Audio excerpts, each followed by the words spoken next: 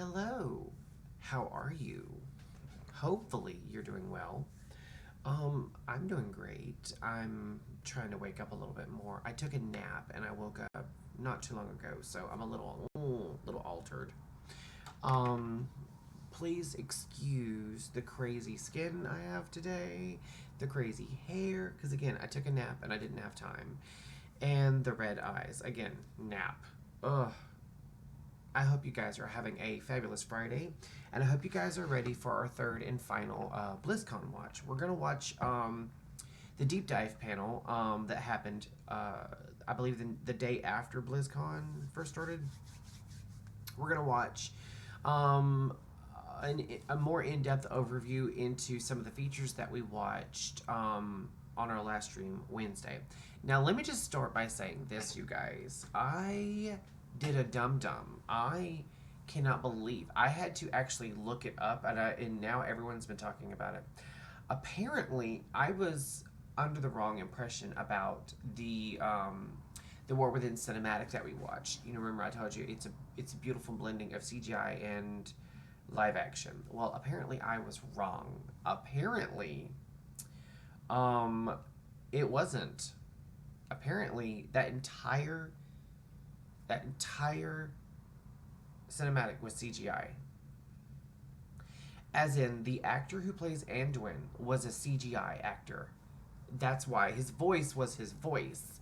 Because I was like, I don't think he really. Because I think I recall looking at him and being like, I wonder if the voice actor is doing the lines, but this actor is portraying him. When in fact, it was an actor portraying him at all. That is an older version of Anduin in CGI. I mean,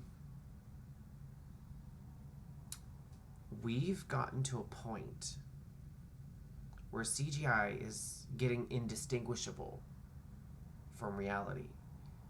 I thought that was a live action trailer with a CGI Thrall and the giant sword stuck in Silithus. I thought we were looking at a live actor in front of a green screen. I'm stunned. I'm absolutely stunned. I was not expecting that at all. So apparently the whole thing is CGI. And I'm just like, the thing is, like, Blizzard is really big about upping their game when it comes to their in game. I'm sorry, not their in game cinematics, but their big budget cinematics. I feel like they're giving with just the trailers or cinematics alone, between the actual cinematic itself and the writing and then the voice acting, they're giving Hollywood a run for their money. Like, Hollywood, you got to step it up. You got to step it up. I don't like, now here's that's what I love about that. It's CGI done so masterfully you can't tell. Honestly, I wouldn't mind that so much. I'm now that I've seen that, I'm not no longer a fan of CGI that's clockable. Let's just say that. All right, so we're gonna watch the deep dive, and I'm just gonna go ahead and get into it now. I've done some more changing on my filters and stuff for my audio, so if you guys think it's too loud or too quiet, please let me know and I'll adjust accordingly. But we're just gonna get into it because I do want to get some wow in as well. Welcome back, BlizzCon. We're starting the day off right. Here's the World of Warcraft Deep Dive.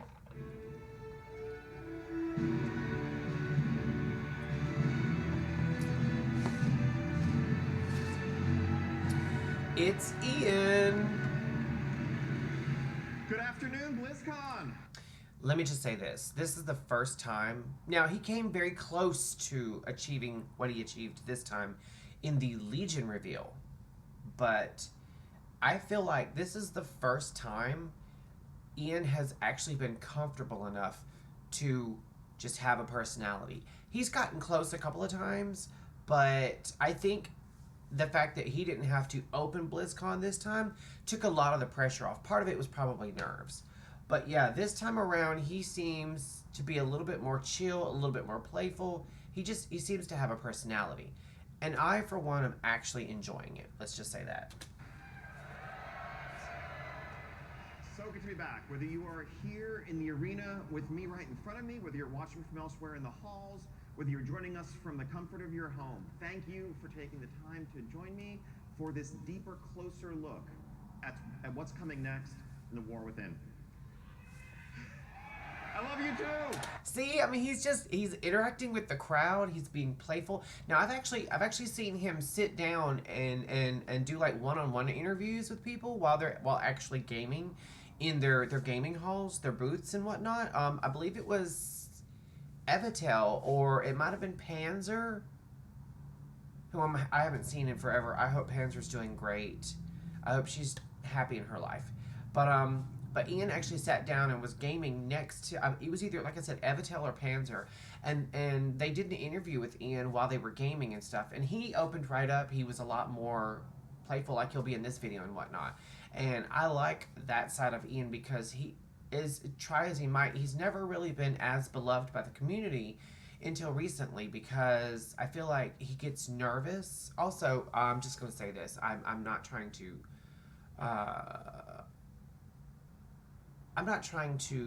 put anyone on the spot or anything, but is Ian family? I have a feeling, I've been having a feeling since he first came to Blizzard that he's family. Let's just say that. I'm not, it doesn't matter one way or the other. I just notice a lot of his articulations and gesticulations when he's talking. So I was just wondering if he's family, that's all. He's a cutie. I love you, BlizzCon. So Morgan and Maria gave you kind of a sneak peek at some of what's coming. Today I want to spend a bit more time giving you more information on the core features of War Within, as well as a few things that didn't get mentioned at all yesterday. So, beginning, just a little teaser there. So, to begin, let's talk delves. So, what is a delve? As you heard yesterday, delves are these quick, bite-sized, epic adventures for flexible-sized groups. So either solo or with up to 5 players. They are role agnostic, so it doesn't matter if you're a couple DPS, if you're a healer and a tank, if you're a solo healer. We're going to make it work. We're going to meet you where you are, how you want to play. I'm so excited for this. Delves are a new endgame pillar. This is a permanent addition to World of Warcraft going forward and represents kind of a capstone to the outdoor world experience. We've had dungeons, we've had raids, we've had organized PvP, and I think we've had some stuff for outdoor world players to dabble in. But if you wanted progression, if you wanted goals, if you wanted a deeper, more structured experience, frankly, Are you going down? We want to change that. I was literally just about to text you and see if you were downstairs already. Let me know if you need anything. So structuring this, really we want to approach it as something that you are going to be engaging in all season long, with variety and flexibility in how you approach it, and the replayability of the content is kind of a mainstay of what it's all about. But also want to build in progression. And I think if you're an outdoor world focused player, a lot of the time it's just about kind of spending your time doing a thing, going to a place, completing an event, but there aren't necessarily goals to work towards. There aren't necessarily reasons to be excited about getting an item upgrade because it's going to let you do something you haven't been able to do before. A difficulty progression built. I was like, how are they? I didn't even notice that he had the mic clipped to the middle of his collar right there. Because as we watched the day before, they all ran around with the little mic pack that, hooks to their ear and they were speaking into. And I kept thinking, man, it's really blending in well. I can't make it out. And it wasn't until like a second ago I just realized his mic is right here. Fun fact, oh my God, this is so embarrassing. When I was a kid, my mom used to have butterfly clips, that you use in like legal docs and stuff. And I used to clip one onto my shirt and walk around the house having fake TED Talks all the time. At like 13, I had the answers to everything. And I would just pretend like I was talking to an audience of like thousands. Sorry. Built into delves is going to enable us to offer that. Now, there's a lot of lessons we've learned over the years from building this type of content, whether it was Torghast and Shadowlands, Island Expeditions, scenarios, you can throw in horrific visions in that list. We've learned a lot about how to tune these sorts of experiences, how to design them for flexible scaling groups of different sizes, of different role compositions, about what's fun and what isn't. But we've also learned, based on your feedback, about what not to do in some cases, in terms of how we structure it, how we present it. I think a key aspect of saying this is an endgame pillar is that it's an offering in parallel to the others, to dungeons, to raids. If you want to do this, Say bye-bye to dungeons for me, guys. Type of gameplay, we're there for you, and we want this to be as deep as you want it to be. If you're happy running Mythic Plus and you just want to focus on that, we're not looking to add another item to the checklist of things you feel you have to do to compete. It's an alternative. Unlike Torghast, which is something that, we did kind of say, everyone has to do this, whether you like it or not. You guys saw me in Shadowlands talk about how much I hated the mall. I really did. I like the instance version of the mall when you first get there, when you first start Shadowlands. Well, I say I like it. I didn't like it then. I don't like it now. But I liked it better. What in the world is going on? Oh, that's the guy that lives there. He just got his hair cut. Okay, sorry. I thought someone was trying to break into my across the way neighbor's house. But no, he lives there. It was the guy who just got a haircut. It's funny how a haircut can make somebody unrecognizable. I've got to get mine cut, as a matter of fact. Okay, so anyway, yeah, I hated the mall. But I did actually like Torghast. I thought Torghast was fun. In fact, I've been thinking about taking my tunes that are max level and running them through Torghast just to see if it stays at like level 60, or if it scales up to 70 and I can still get comparable drops and stuff. I'm curious. You know what I'm saying? You'd rather do something else or not. That gets back to some of the philosophies that Morgan touched on yesterday and how we're approaching designing and evolving World of Warcraft. We want to meet you where you are. We want to respect your time. We want to offer you the ability to choose how you want to spend that time each day, each night in Azeroth. I've got the worst reflux right now, guys. I'm sorry. So in terms of the character of Delves and what a specific one will be like, the vibe here is about unraveling mysteries. It's about exploring. It's about feeling like an extension, a seamless extension of the Outdoor World experience. These are not dungeons. Every dungeon is ultimately about killing a series of bosses or boss-like encounters, and the dungeon is over when you kill the final baddest boss at the end of the dungeon. And that's kind of the structure that they all have to conform to. As much as we try to vary the formula a bit, that's pretty much what they're going to be. In the Outdoor World, things are a bit different. We can, break some more of the rules. And really, at the end of the day, the one consistent thing about Delves is that they're all going to end with a room full of treasure. Some of those will have a final boss guardian in front of them. Others, you may be, just exploring, traversing the delve, flipping switches, solving a puzzle, defeating lieutenants, gathering things that you need to open the vault door. We can vary the gameplay, we can vary the feel of the experience. These are going to be instanced experiences, but they are seamless. When you walk up to, this, as I'll show in a second, a fog door at the entrance to a cave, at the entrance to a structure, you're just going to walk in, no loading screen, and now you're in a delve. Now, I'll go ahead and spoil one thing. They don't show video. They just show, pictures or mock-ups. I would really appreciate it if they had, even for just this little presentation here, some kind of visual representation of what that's going to look like. And they don't really do that. And that's the one critique I have of this particular situation. We want to make sure this really feels like part of and an extension of the Outdoor World.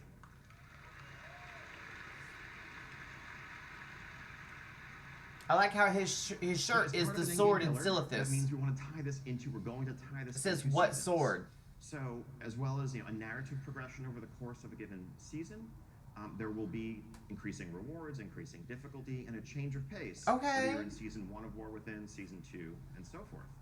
Part of that is going to be the NPC companion that will be accompanying you on your adventures. We heard about this. The Season 1 companion, as we mentioned yesterday, is our good friend, Bran Bronzebeard. Now, what does this mean? We love Bran Bronzebeard. Well, it's a few things. One, it's definitely a narrative hook. It gives us a chance to help give context for your adventures, kind of narrate what you're going through. But also, it's a chance to kind of play with the mechanics and complement your playstyle. As Bran ventures with you, you might find some gear for Bran. You might be able to gear Bran up. You'll be able to spec him and customize his abilities to complement what you or your friends are bringing to the group, whether you want more survivability, whether you want help with someone to tank, whether you want more control. This can help us balance the experience as well and give you another vector for your progression over the course of the journey. Now, I know this has kind of been very high level. I want to just give a couple of specific examples, just kind of a day in the life of someone jumping into delves in War Within. So let's say you are casually journeying across the Isle of Dorne and its pastoral beauty, and you come across this structure with that fog door set into it, and you decide to venture in. So as you venture in, you are, as I mentioned, seamlessly in the delve, and you will find just...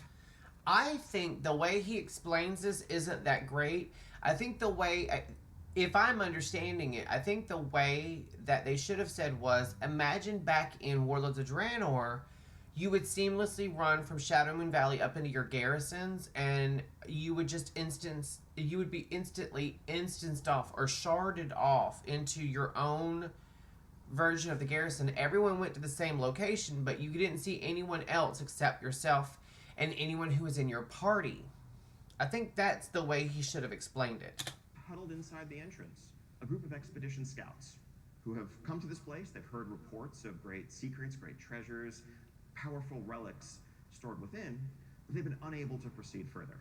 Because, they tell you, and Bran is among them, mind you, they tell you, this place, there's an unnatural, there's a disturbing darkness that has settled over this entire vault, and we can't proceed. Fortunately, they have in their possession a relic that they have brought that is an enchanted candle that can light the way. It has a little light radius around it. If you think back to the Vault of the Warden's dungeon, if you remember that in Legion, what the basement was like, yeah, it really felt like just a dark, scary place, but you could have this beacon in the darkness to guide your way. You have one of those. But, they tell you, it has very limited fuel. They dare not proceed on their own because they worry they're just going to get trapped in the darkness and destroyed by the terrors within. But you, of course, being the champion who's come along, you're up to the task. So you take that candle with its light radius that will begin to shrink progressively as your limited fuel burns, and you take some steps into the delve. Now, who do you find in here? Well, as it happens, you run across fellows like this guy. Kobolds.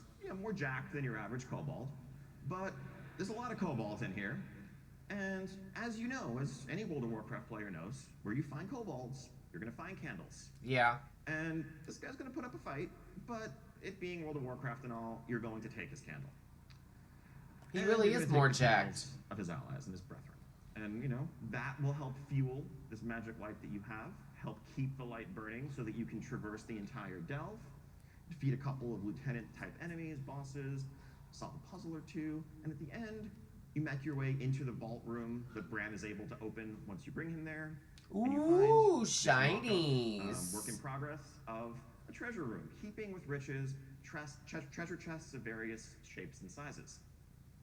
Some of the smaller ones, you can just walk up and open, collect a range of items, currency, rewards, you name it. But you'll find a couple of extra large, resplendent chests in this room. Those may require special keys to open. Now, those keys you would obtain from doing kind of outdoor content, weekly quests. They're a bit more limited in how you can get them, but also allow us to offer and pace out the best rewards. They're on par with some other endgame content to make sure it's not, infinitely grindable or anything like that, but it's an extension of your outdoor world loop if this is your playstyle. Now, let's say you come back to the same delve on another day. You might find that there isn't a magical darkness settled over the place. Instead, there are earthen locked in battle with kobolds, and you can help turn the tide of that fight as you work your way through, dealing with some different challenges along the way. Variety, replayability, lots of layers to the experience. Layers. Now, so you venture back out into the zone, heading off to a different corner of it, and you come across this cave surrounded by mushrooms. It's known in legends as Fungal Folly. Now, maybe not being the wisest adventure, that sounds like a great place to enter, so you take a few steps forward.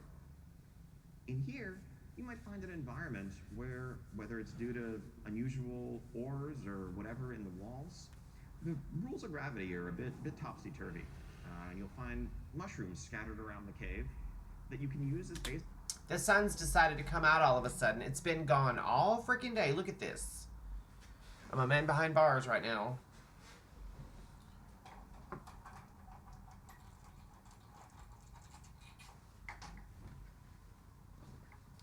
Sorry about that. I was sitting here just enjoying the video, and then all of a sudden the sun decided to come out.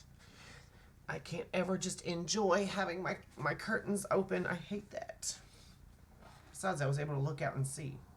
Basically jump pads to help navigate the environment, to skip over enemies you want to avoid, to reach high up ledges that you couldn't otherwise get to. You're starting to get the idea, like, this is more the world as toy vibe that we tried to play with when we're creating outdoor events, outdoor spaces. These are not mechanics you necessarily find in a dungeon, but I think the team really is unshackled, is freed to explore a much wider array of gameplay when we're building delves. So let's talk a bit more about the loot. So actually, before we talk about the loot, these are the 12 delves that we currently have planned, scattered throughout the 4 zones, each themed around the ecologies, each themed around the settings that you're going to find. Now, some of the attentive among you may be saying, wait a minute, Morgan's slide said there were 13 delves yesterday. He might be right, but there also might be a secret delve that you have to explore a bit more to discover that awaits you. So yeah, loot. Part of being a seasonal pillar means going to the Great Vault every week and getting to share in that disappointment that your raiding and dungeon playing brethren have also had the pleasure to enjoy. My goodness. So just want to make sure you don't feel left out. So you're welcome. Can I just say, I like the fact that he's taking the pot shots at them, not us. We don't have to do it. They are doing it themselves. I appreciate a company that can take a knock on the chin and just keep going and make a joke about it. I like that. So you'll note, this isn't a Delves row, this is a world row. And really that is enshrining these 3 PvE pillars, raids, dungeons, world. You'll be able to unlock some of these slots doing select outdoor world activities, as well as, of course, delves with better rewards from higher difficulty delves. Our thinking in terms of the rewards here, this is all subject to tuning, is that this should reach to, let's say, end boss heroic raid, mythic 10 to 15 type range, accessible just via solo progression. Far better loot than you've ever been able to get before. Okay.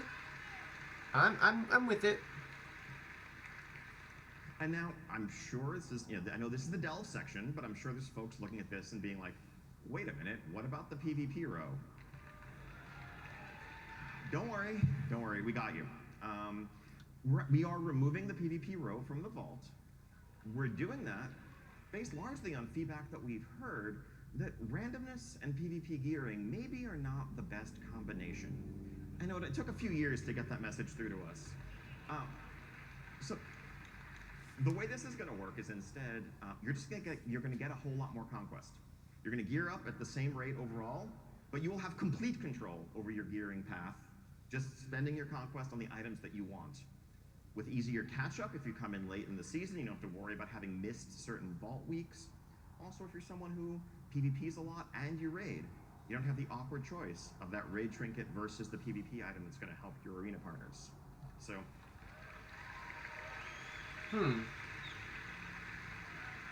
I don't PvP, so I don't really care, but it's interesting that they're doing this for them. Just good news for everyone.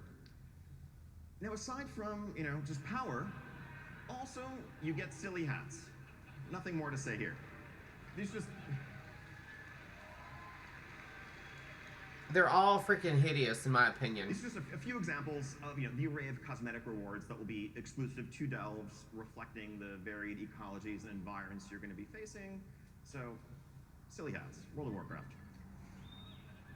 Less silly, just as, let's say, Mythic Plus players have amounts that they can earn over the course of a given season, this customizable flying mount will be exclusively available through thorough completion of the delve experience.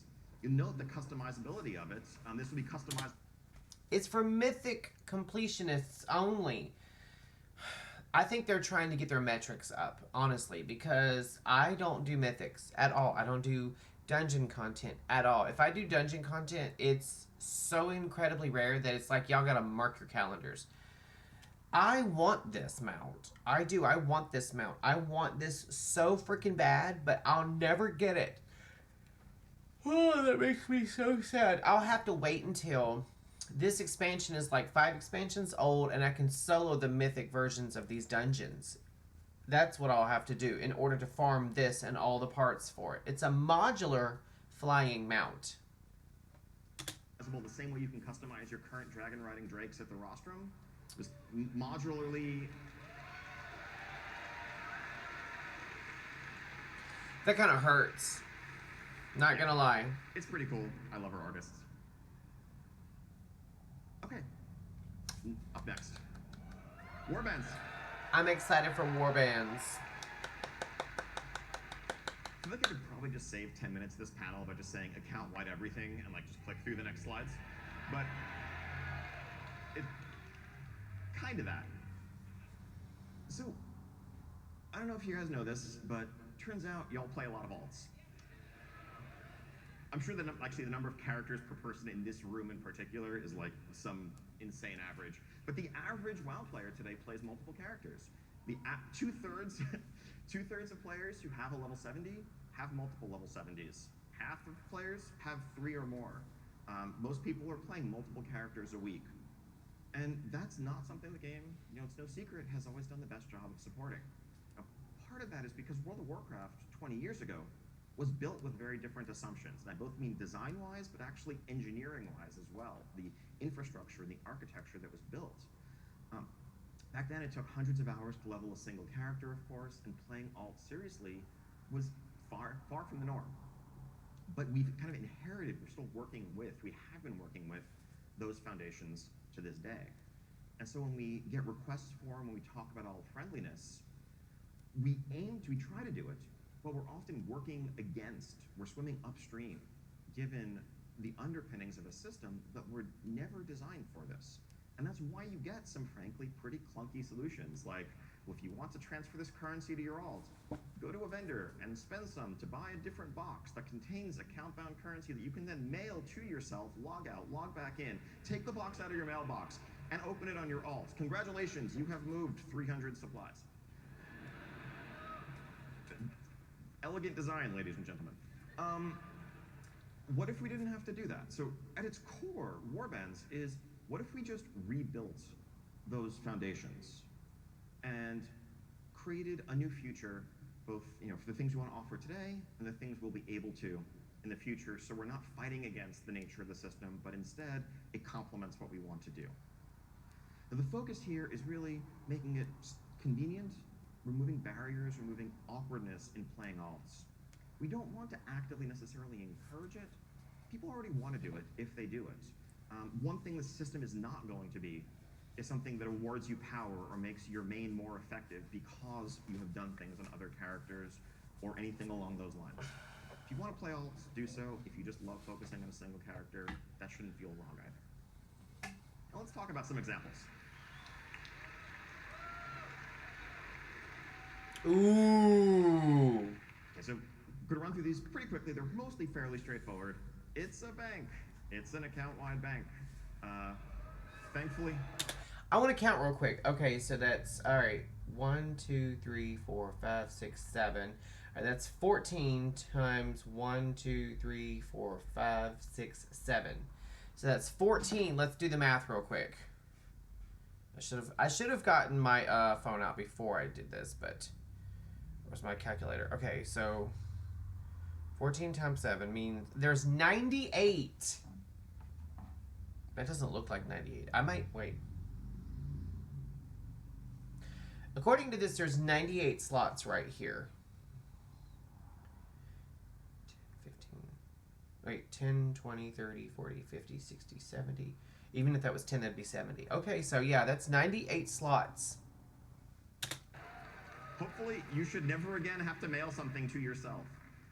You also might notice, and so this is giant, lots of storage, extra tabs that can be purchased on the right-hand side. So yeah, here's the thing. Like, it looks like extra tabs. Now, according with the guild bank system, if you have banker tunes, like I have like 3 or 4 banker tunes, and each one of them holds a guild bank that has 7 tabs. So 98 times at least 7, because it looks like there might be room for more, but we'll go with 7. Times 98. 686 slots. You can keep all your gold in one spot. All your gold in one spot. That's pretty dope. multiple tabs of these. You can organize them as you want. The very observant, the eagle-eyed, will notice a little checkbox mentioning reagents. If you deposit reagents here, you can craft from the account-wide storage on any of your characters. That part there,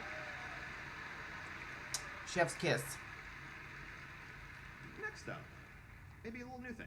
Something that you might put in this account-wide storage are the ability we will now have to create war-bound items that are war-bound until equipped. You might get an item that you can't sell in the auction house or trade, but that you can give to any of your other characters for their use. Okay, so the way I understand this, like, say you're out in the world, right? And you kill a rare, or you get a piece of gear that is soulbound, but you can't use it because it doesn't work for your character. Or if you're in a dungeon or a raid and you get something that you can, again, is soulbound to you, you can't sell at the auction house, and you don't want to trade it to someone else.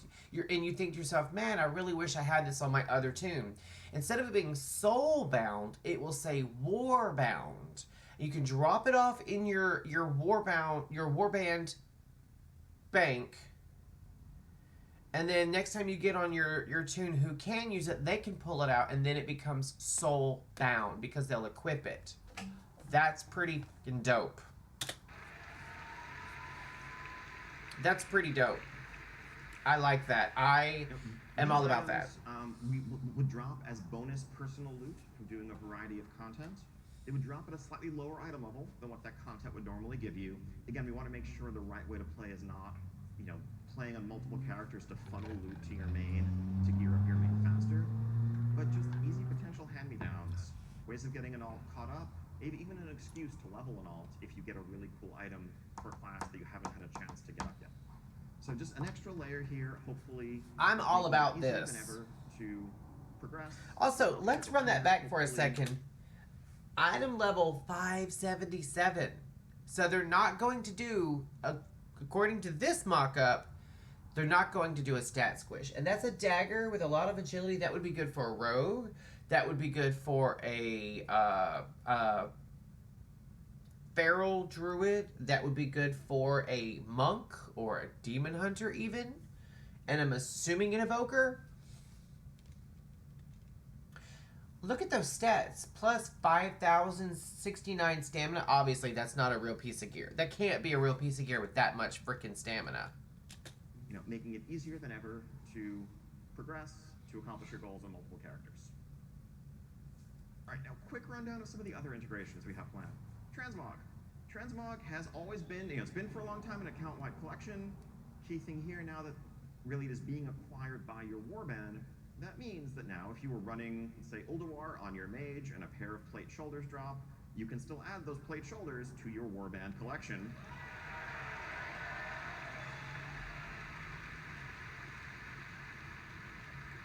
Self-explanatory. And then, if you log on your warrior later, your warrior can equip them, you're good to go.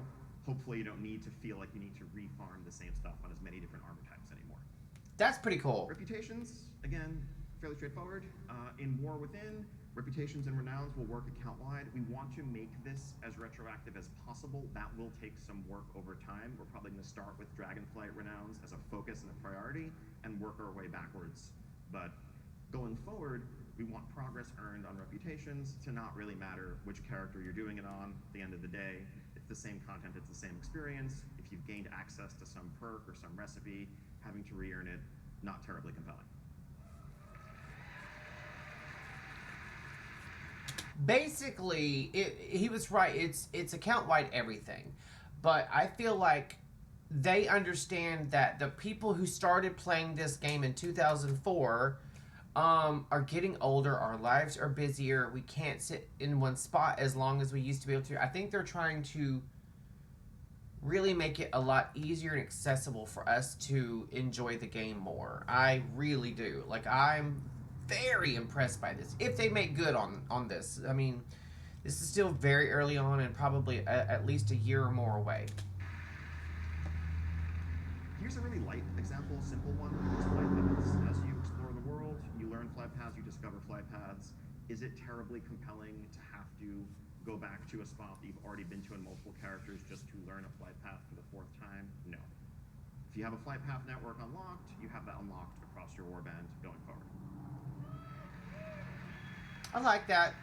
I'm comfortable with that. And here's an example of something new, just delves. An example of how having this as a foundation means that we can build new systems to inherently work at an account-wide level, just kind of as part of their DNA.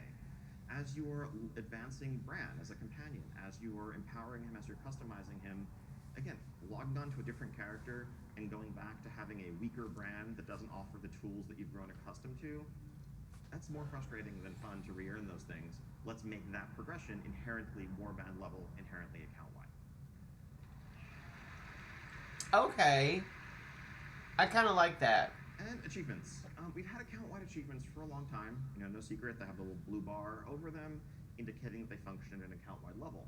What Warbands allows us to do is kind of invert that paradigm and change the vast majority of our achievements to be account-wide, to have that actually be the new default. So if you do part of this PvP or crafting or other achievement on one character, part of it on another. You know what? I honestly never noticed that, but when he said the blue bar over it, he's talking about this right here. It used to be a different color. I think it was like the same color as this right here, this brown color, but now it has this blue bar, and that's how you differentiate if it's an account-bound one or if it's a tune-specific one. And the way he's explaining it is now it's all pretty much account-bound. So that's really cool. Your warband can earn the achievement. Once your warband earns it, you've earned it. Again, you, the player, are doing the thing. That's pretty cool. That's pretty cool. Realistically, what they should say is it's player-bound, not tune-bound or account-bound. Meaning, like he just said, me as the player, I did the thing. I had the achievement. So it shouldn't matter what tune I'm on. It should only matter that I've achieved it. That's pretty damn cool. I like that. I just really got that. Oh yeah, and then this. That's cool looking.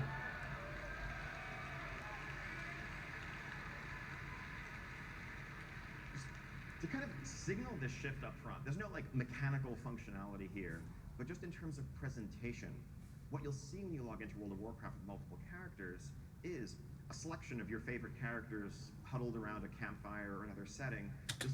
I'm going to have to roll this back. Let me write this down. I want to actually, don't laugh at me, you guys. I know this is like a year or more away, but I'm at 2254. I'm going to run this back later when I'm not actually streaming it, and I'm going to go through my tune list and figure out which tunes I'm going to have in my warband. And also, can you have multiple warbands or only one warband per account? That's my question. Still have your full list accessible, but we want to make it clear that like you, the player, have this cast of characters that if you want to dress them all up in consistent transmogs, go wild. One thing you might note here, if you're very eagle-eyed, also by the way, if you're very eagle-eyed, don't read too much into things like the evoker wearing leather. That's just, it's internal mock-ups. We're not changing anything crazy there. Sorry. But you will note that the evoker is level 13. That's going to be a thing that's possible because they'll start at level 10. But because Dragonflight's going to be the new leveling expansion, by the way, going forward. One thing you might notice is there isn't really much here about realm selection. Warbands are a realm-agnostic, faction-agnostic feature. You will just like you now have cross-faction guilds and cross-faction raids and whatnot.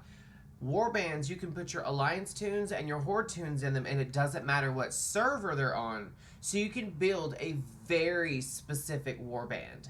That's freaking cool. See all your characters here. If they're on different servers, we'll make it clear that they're on different servers. But you shouldn't have to like go to the change realm screen and swap around. They're just all here.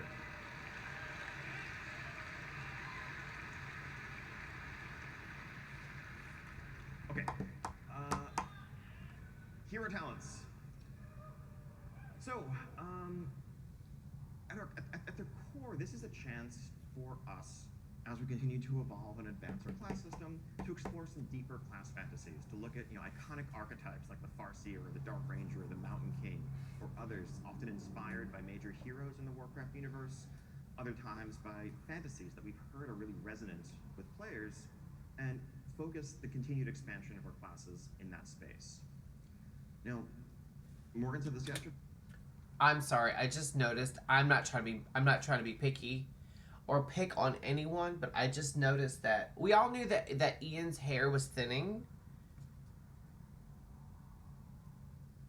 I'm not sure, but I think he's got a little bit of his natural hair in the front, and then he's wearing an actual piece that covers the top of his head.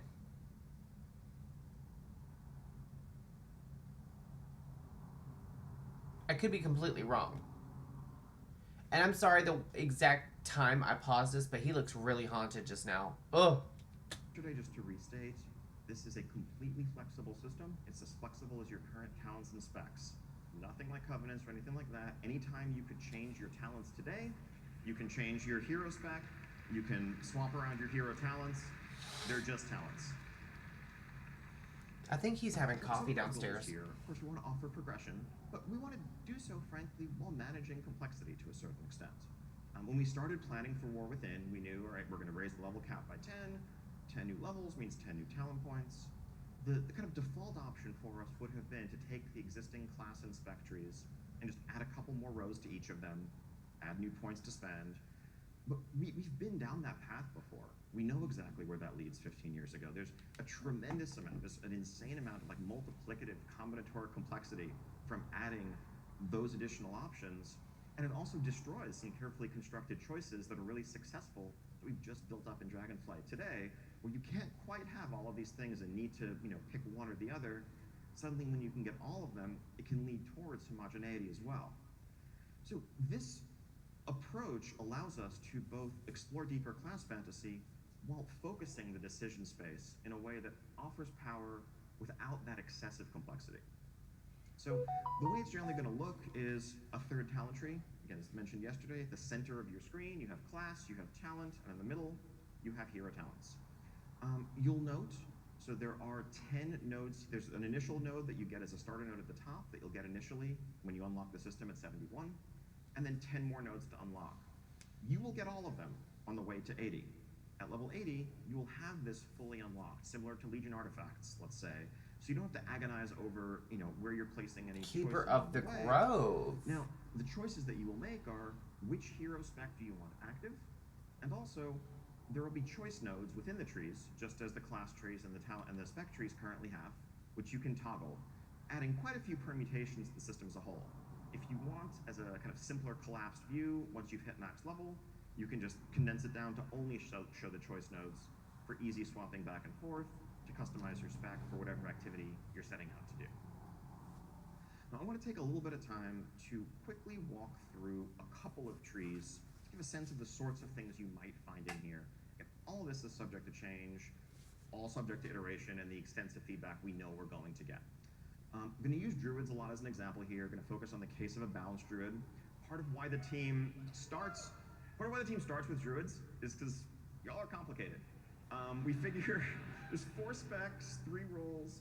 We figure let's try some of the hardest cases first when proving out a design. It's nothing against mages, warlocks, paladins, etc. But there's a reason why you probably tend to see more druid examples than other classes, because we figure if we can make it work for druids, the rest will be okay.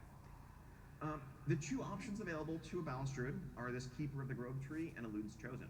Keeper of the Grove is available to balance and restoration. Elude's Chosen is available to balance and guardian. The former focuses on...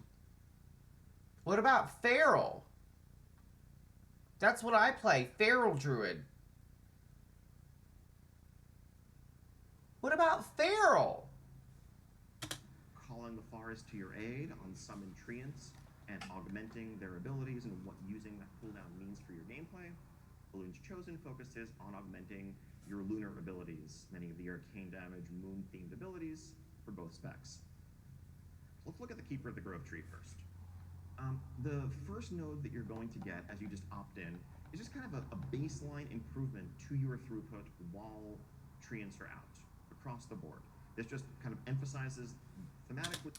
I'm actually thinking about not finishing the video. It's only a couple of minutes left, really. I mean, all they're doing is going through the different hero talents, basically. And then they have the hero spec list. So let's skip ahead to that. Core abilities that have already been augmented. Leave this slide up for a while.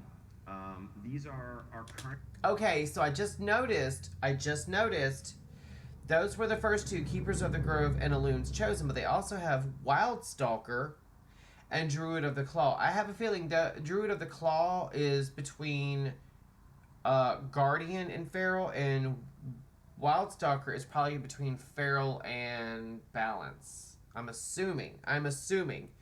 But I'll probably pick either Wildstalker or Druid of the Claw. I didn't notice that that they didn't say anything about these. Death Knight, Rider of the Apocalypse, or Deathbringer. Those are probably going to be the two I'm going to go with.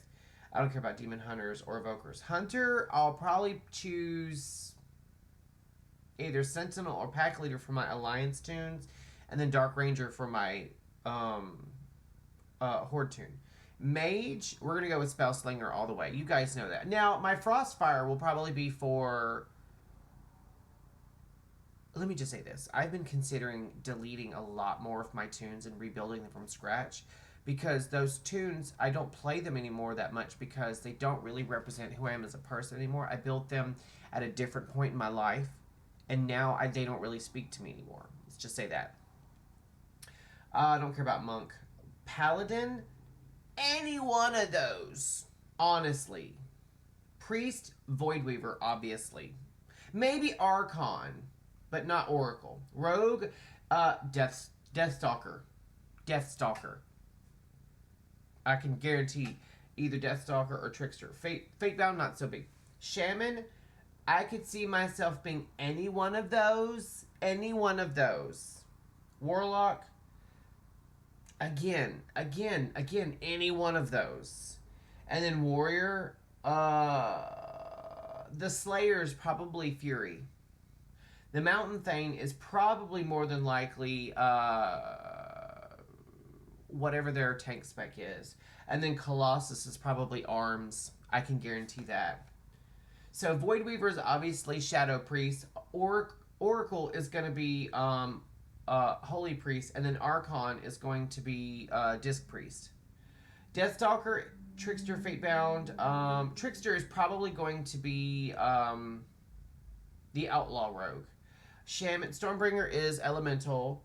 Farseer is going to be their healing spec, and Totemic is going to be their enhancement. Warlock Soul Harvester is going to be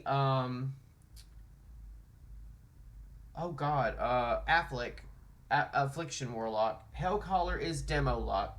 Diabolist or Diabolist, however you want to say it, that's going to be their other Destruction Warlock. I'm just like, you know what, Pack Leader, that's probably going to be Beast Mastery. Sentinel is probably going to be Survival, and then Dark Ranger is whatever the other Hunter spec is. But yeah, definitely, I can definitely see, like, that's Fire Mage, that's Frost Mage, that's Arc Mage. Lightsmith, that's probably, you know what, Lightsmith, that's probably...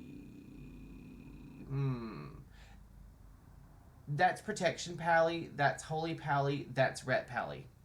I can probably guarantee it.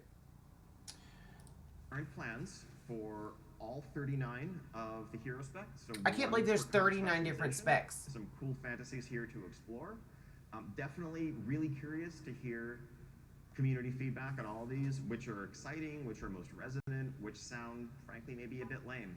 Are there any that you hoped you'd see on here that you're not seeing on here? We are, well underway. You know what? I just thought of something. Blood Knights. Blood Knights were a big thing in Burning Crusade. I wouldn't mind seeing a Blood Knight or what was the other one? I can't remember now, but Blood Knights were a thing. They were like a real undead paladin, if I'm not mistaken. But they were like, actually they were more like Blood Elf paladins, but they were Blood Knights, something like that. But I remember Blood Knights being a big thing in Burning Crusade. I'm surprised they're not in here. Building these out, but it's definitely early enough for us to pivot on a lot of these if there's something the community is really excited about. I want to triple super underscore, the example talents I just gave are work in progress, very subject to change, probably no part of the game is more, prone to iteration, and for no part of the game is the community input more essential than class design, spec design. To that end, when we move into our alpha, probably in the spring, we want to have as many, if not all of these hero specs playable from the start. Okay. So we have the entire alpha and beta window to iterate on them, to replace the things that aren't working, to dial them all in to where everyone's going to be excited about what they're getting in War Within. It's a long road ahead. We can't wait to share that journey with you and really just collaborate, discuss back and forth every step of the way.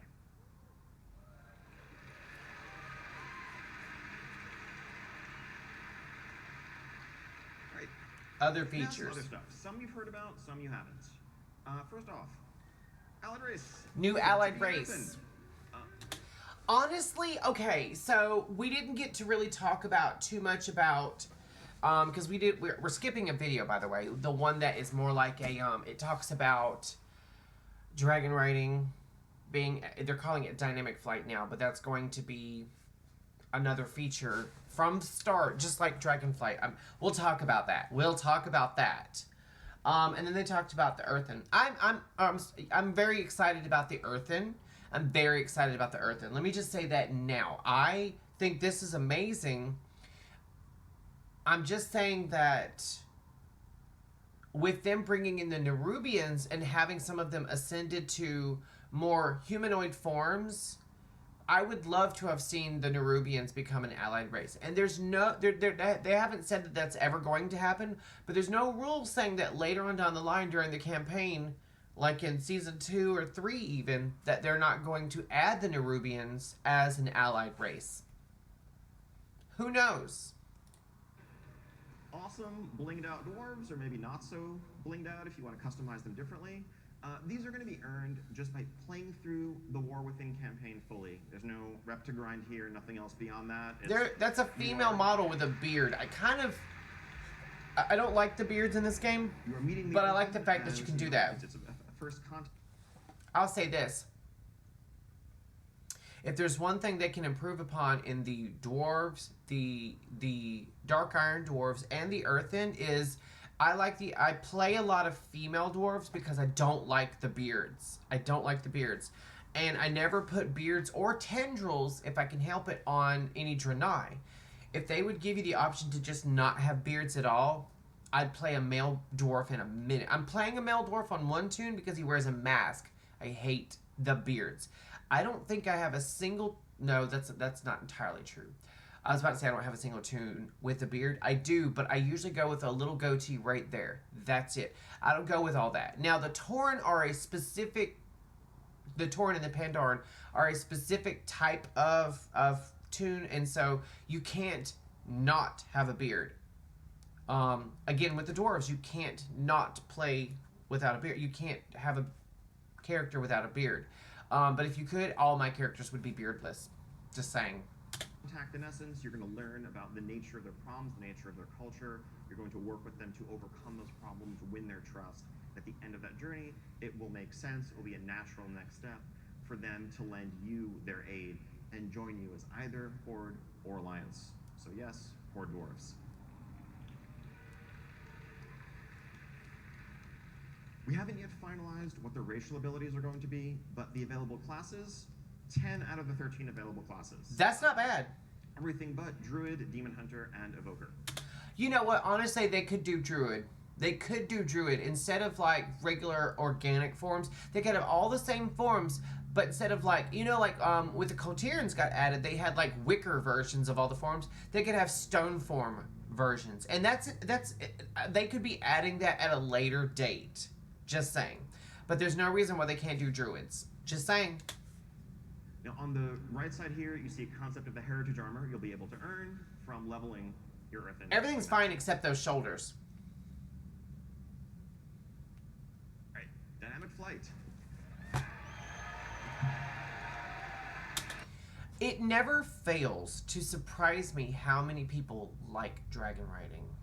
It never fails to surprise me. I'm always stunned at how many people like dragon riding. I'm always like blown away by how many people like that. Considering, no offense, but how toxic the community can be and how entitled it has become, I'm surprised that there aren't droves and armies of people who are like, I want to be able to AFK in mid-flight.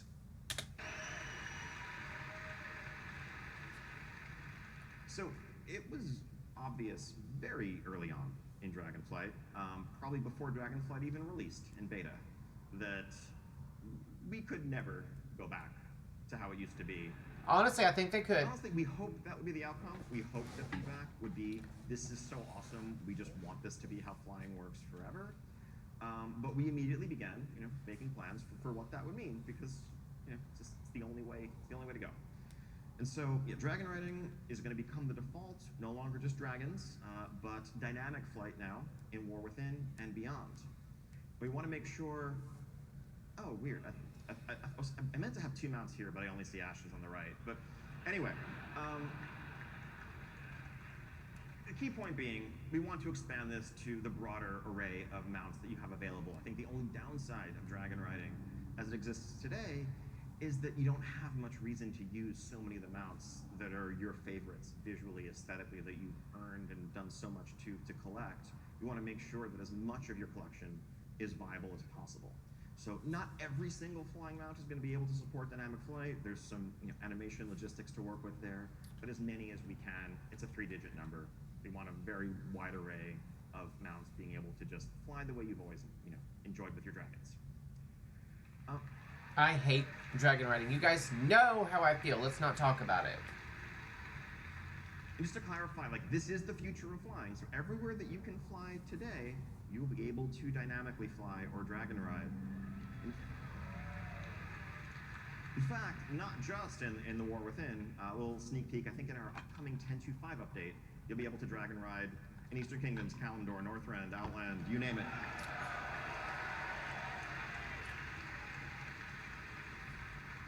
I hate that shit. We also understand there are some folks, for accessibility reasons, personal preference reasons, maybe you just like being able to AFK in midair. Thank you. Dragon riding isn't your favorite.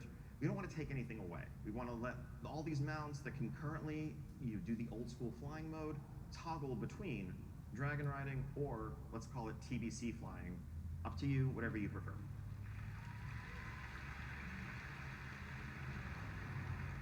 And again, to be clear, dynamic flight will be available from the very start when you go to Castlegar on the Isle of Dorn, just as it was in Dragonflight.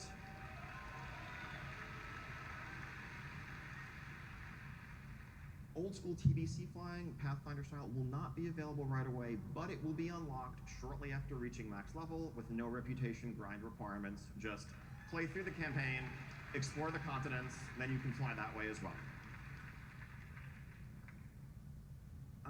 The existing dragon riding glyph system in the Dragon Isles, we want to pivot that to a bit more of something that's evergreen. Some of those unlocked traits may change to only work within the Dragon Isles.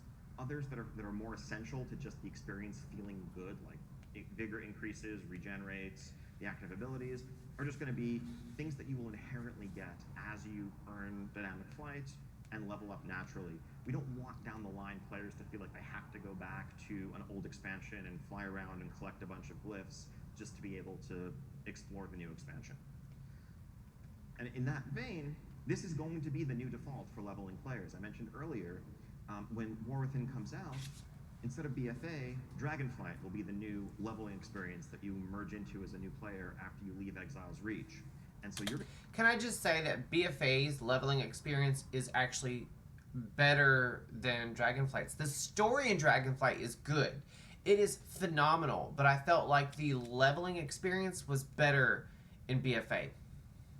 So I'll be leveling via time walking through BFA and Legion probably most of the time.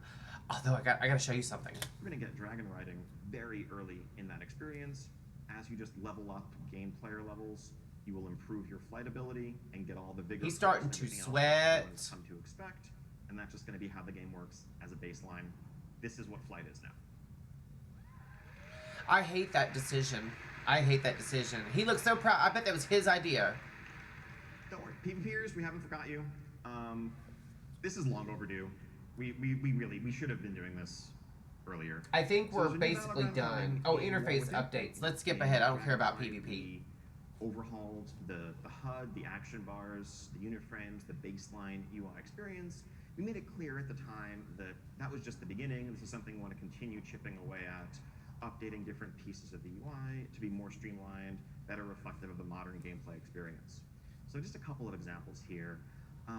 So the spellbook, we are looking to I like this. modernize, update, actually make use of, more than like a 10. I think this is freaking cute. Honestly, and because this is the thing, like the spellbook we have now takes up only like this portion of the screen and it's like one page. And nobody opens a book and snaps it like in half basically and looks at just like one page. When you open your book, it's 2 pages that you're looking at. This makes more sense. Honestly, this makes more sense. I love this. I stand this. This is 1,000% an improvement. And it's just so pretty to look at. I mean, it's got all these little details and stuff in here. I bet if you mouse over everything, it will show you everything that you need. Like this right here is your druid. And then this here, it says general. I'm assuming that's where like your professions are. I could be wrong. I love this. I love this so much. I love this so much. And it has a hide passives button here, meaning you can only see your active abilities. I love that. I love that. Ideally, you're not going to have to, flip through multiple pages to find some ability that's not on your action bars. Also, we're combining this with our talent screen. If you look at the tabs at the bottom, you have spec, talents, and spells all in one place, so it's kind of a one-stop shop for all the things that your character has available. That's amazing. Having 2 separate windows that you need to move between. I love that. 1,000% love that. See, they come across good ideas. Some light updates here. I think improving the overall aesthetic of the quest log, the quest window. Think if this is harder to show off, just look, you can actually put check marks and actually track the quests that you want to, rather than either shift clicking quests or clicking on quests in the map. You can just check and uncheck the ones and in real time update, rather than have to open up the whole thing, bring up the quest details, and then click on stop tracking. You can just click, click, click, and it's done. I love that. I think that's amazing. In a single screenshot, but we are adding a bunch of filters to allow you to hide and show different objectives, to see more quests that are available at once, to filter your log for the things you care about most. We also have a full pass in progress on our quest iconography to make it easier to differentiate between daily and weekly quests, and remove our reliance on just shades of color as much as we do. It's really, it is a color blindness issue for the range of quest bangs, where the only difference is what color it is. And again, this is just a couple of examples of ongoing efforts. This is a project that will never be done. We're just going to continue improving and updating different aspects of the UI as we go. That's fine.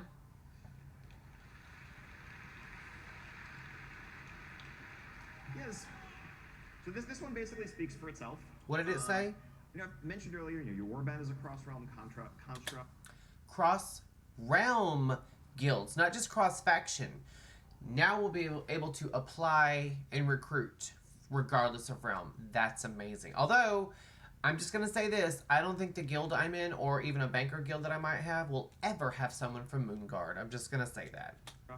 Increasingly, so many of the activities that players engage in socially span multiple realms. You have a raid group, you have a Mythic Plus group that you run with, group that you PvP with. You can't be in the same guild together. Not any longer. That's a thing that will change when War Within comes out. Apply, recruit. Server shouldn't matter when it comes to joining a guild, when it comes to being in a guild, when it comes to accessing the perks of being in a guild. That is A-okay. I love that. And people may be wondering, wait a minute, what does that mean if now guilds are cross-realm? What about mythic rating? If your guild is cross-realm, mythic rating I don't care so much about. You should be able to do that day one. So no more realm restrictions there. The Hall of Fame will still exist, just kind of as a memorial of accomplishment, but it's not going to be tied to unlocking anything anymore. That's just there day one. And really, just philosophically, this is another step towards one of our goals of just tearing down barriers, making the game as social as possible, making it as easy as possible to play with who you want to play with, regardless of your server, regardless of your faction. As much as possible, you want to play WoW with somebody, let's make that happen.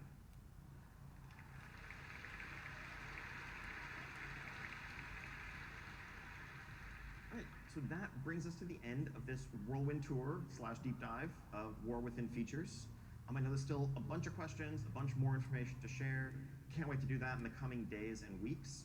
But to begin, I'd like to invite everybody, if you have questions, if you're here at BlizzCon, go to the Darkmoon Fair in Hall D. You can drop off questions there.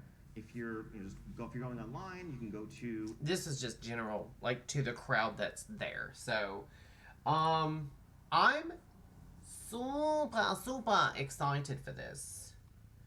Now I actually have the Q&A pulled up, but I didn't mean for it to start playing. I'm so sorry. I'm gonna watch that tonight in bed, probably. Oh, it's really bright. Let's move this over here real quick and then drop it down. Okay, I am super excited about that for tonight. I'll be up in a bit. I'm enjoying the gray sky and hot tea. I sent him a message saying, right at the end of that right there saying, oh, good Lord, it's really bright. Let me, why is it so freaking bright? I don't know what the hell is going on. First of all, hold on. I'm so sorry. I don't know why it's so bright. Let me launch the game. That might help a little bit. I don't know if the music's actually playing in the game either when okay, yeah, it's starting to... That's nuts. I sent him a message a minute ago saying that Hoppy says he misses you, and he's like, I'll be up in a bit. He's enjoying the gray sky and hot tea. Let me just say this about Joseph. Joseph is a huge fan of gray sky. Why is... All right, that's better. I don't know why, but for some reason my lamp was just putting out way too much light, and now I feel like we're okay. Okay, so I did a thing. I made another tune. Now I'm still running around on Bulldozer. I'm in Borealis Harbor right now because I was cleaning up my bags, but I'm still running around on Bulldozer. My rogue I just made. He's level 32 because I didn't really get to play that much yesterday. Where's my new character I made? Juggernaut. This is Juggernaut, my Death Knight. Now, he's transmogged to look like this. His stuff doesn't really... He's wearing heirlooms. But, excuse me. He's in Dalaran. Northrend Dalaran, because I'm running him, as is appropriate, through Wrath of the Lich King content. And I'm super excited about it. I'm so excited about it. What else do I have? Unread mail from Odin and unread mail from Odin. Okay. Khaleesi just made a couple thousand gold on the auction house. You guys know Khaleesi. I don't think she's transmogged. I think that's the actual gear that she's wearing. Let's hop on Juggernaut for a minute. Just to have a little bit of fun. What am I hearing out there? What is going on? Yeah, we're gonna hop on Juggernaut. And, look at that map. That map is so lovely. We haven't seen it in a long time, but it is so lovely. I think I'm in the sewers, actually, of Dalaran. Yep. So, believe it or not, when you hit level 10 or whatever it is, where you first unlock the ability to open up your talents. Oh, I have a talent point. Hello. You pick your talent or your spec, excuse me, and then your talents. I actually ran around until like level 14 or 15. I just picked a spec, which is Unholy. I already knew I was going to run around in Unholy, but I was running around for about 5 levels because you start a Death Knight at level 10. But I was running around for 5 levels, literally with no spec. I only had like 3 abilities, I think. And I had no talent points. I had talent points, but they were locked behind whatever spec I would choose. I just chose my spec. So what do we have going on? Replaces Raise Dead. Raise a ghoul to fight by your side. You can have a maximum of one ghoul by your side. Wait, I've already got Raise Dead, though. Raise Dead, Raise... I don't understand why this is in 2 spots. I don't understand. Or is it a situation where instead of having this set of talents, I get this set of talents? Like, I don't understand. I'm gonna keep that probably. Enfeeble, Brittle, Sacrificial Pact, Dark Transformation. I don't understand. I'll probably have to pick it. Wait, what is this? Outbreak. Deals 12 shadow damage to the target and infects all nearby enemies with Virulent Plague. Virulent Plague is a disease that deals 133 shadow damage over 27 seconds. It erupts when the infected target dies, dealing 28 shadow damage to nearby enemies. Now, obviously, as I level and gain power, those numbers will also increase. What's the next one? Improved Festering Strikes. Increased by 10%. What is this? Epidemic. Oh god, I feel like...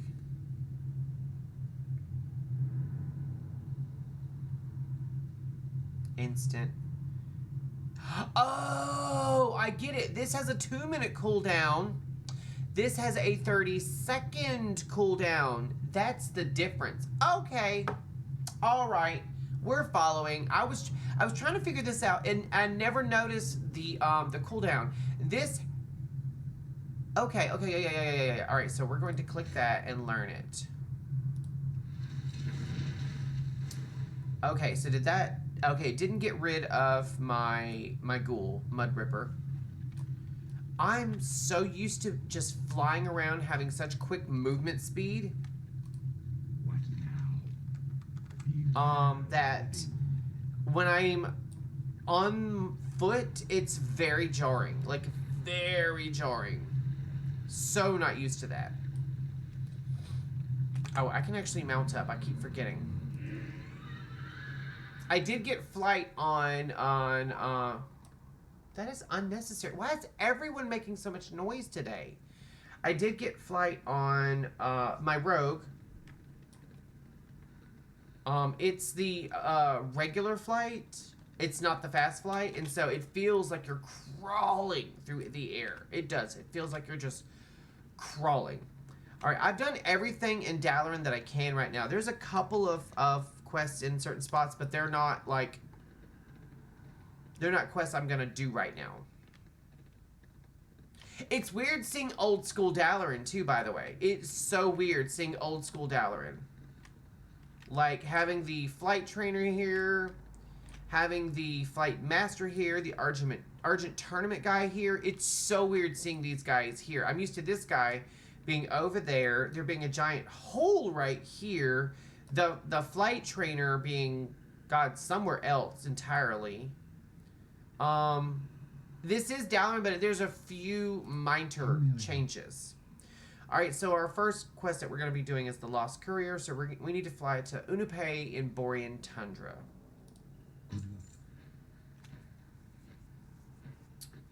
And this might be a longer flight path.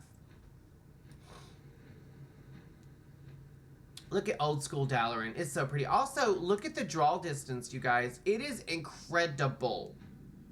I remember playing... I need to turn on my rare scanner or something, or my sexy maps or something. Not sexy maps, but Silver Dragon, something, so I'll know where rares are. But I remember playing this game and not being able to see past this wall right here. And now I can see so far. Look at that beautiful tree. It looks so amazing. These are like 2008 or 2009 graphics, I think. They really stand the test of time. I mean, this tree in particular was a very impressive model when I was playing this. God, it's turning me into a ghost, though, flying past it. Woo!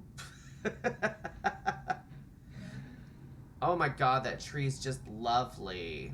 That is so pretty. Dragon Blight. Dragon Blight. There's Wormrest Temple right there.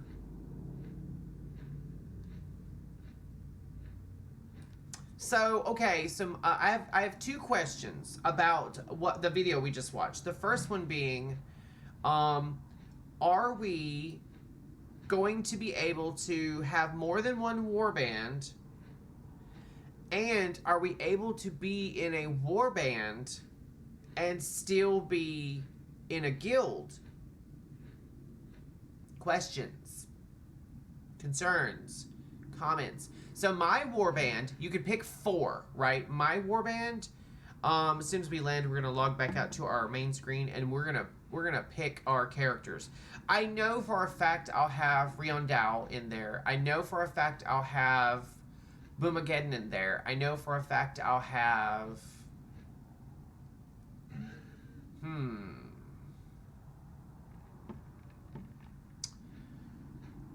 caster. Probably Boomer. I'd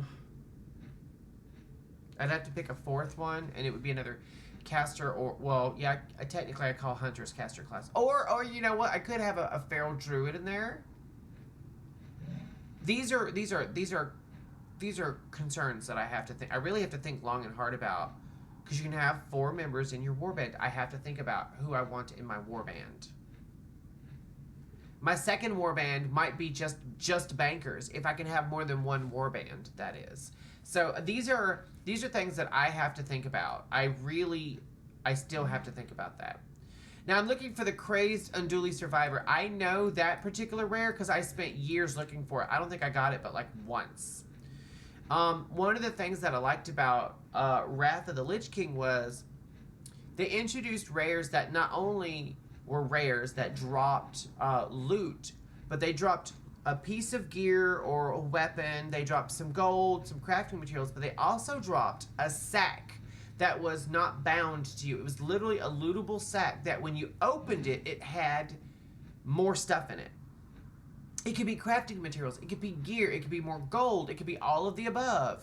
It could be a lot of stuff. Sometimes it could be like gems or ore or cloth or herbs. It could be several stacks, it could be one stack.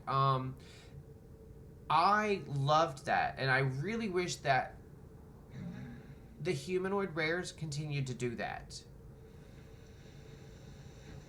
Just saying. The hell was that? We're about to land. This is Unape right here, if I'm not mistaken. Am I mistaken? Yeah, we're about to land. And then we're gonna go run and kill some shit. We have to kill 7 Ziggurat defenders. And it looks like there's another quest there, finding the phylactery. And there's Mudripper. I really wish you could name your minion. I really do. I mean, Mudripper's alright, but I really want to call him like Dropsies or something, because I would assume that as an aesthetic thing, while you're running around questing and whatnot, like say his hand falls off and he has to like club your enemy or something, you know, as they take damage, body parts fall off. Just saying. I think that would be a really interesting, there's Dusk, a really interesting little something to add. I'm just saying.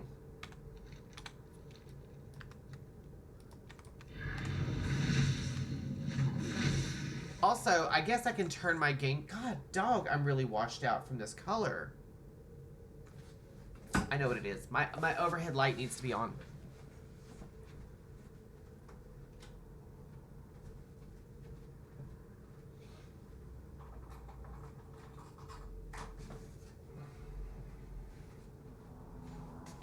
Ooh, sorry. That helped out tremendously.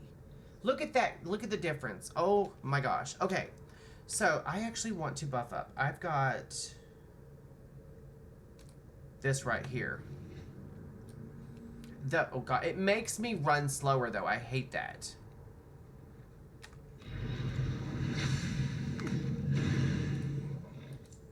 And we have to kill 7 of these bad boys.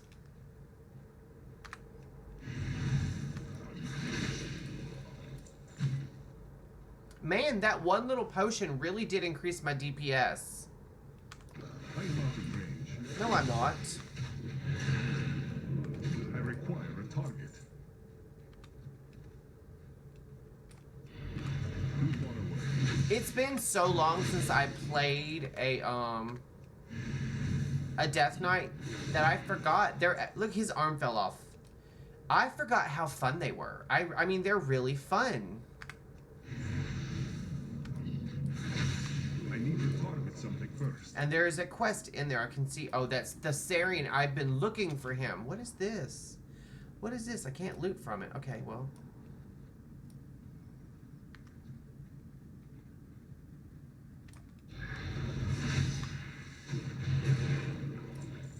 Their arms just keep falling off. There's a whole bunch of piles of dirt around here. That's weird. All right, let's go up here and talk to Thessarian, which, if I'm not mistaken, this is... Oh, I could be wrong. But I think there's a teleport or something in here. I could be wrong. Lurid and High Death Priest is Isidorus. Make it quick. No time for small talk, Juggernaut. I was sent on what was to be a suicide mission to take this ziggurat. I have accomplished my duty as a soldier. Now is the time to get some answers. This lich has knowledge I seek, yet I cannot inflict pain to his physical body to obtain that knowledge.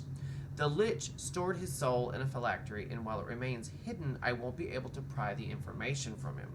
Return to the camp and take my horse, Dusk. She will lead you to the phylactery. Bring it to me. Okay. It's another day. Alright, so let's go back to camp and grab Dusk, his horsey. His little horsey poo.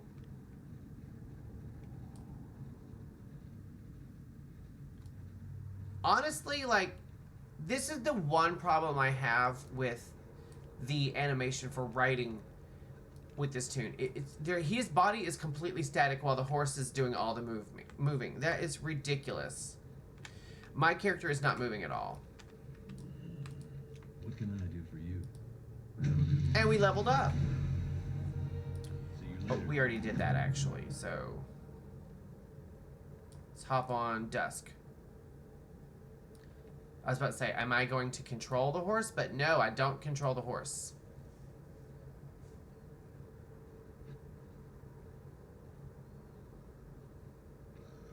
Oh! I'm taking damage! That guy there was supposed to be orange like everyone else. That's... Okay, now he just turned orange. That's so freaking silly.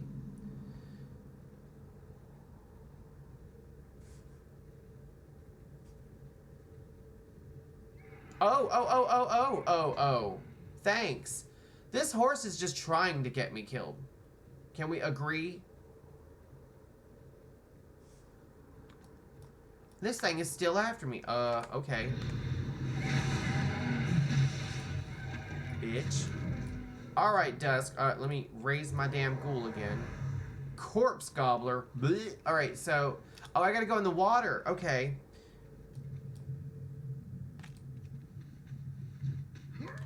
Oh, Shizen.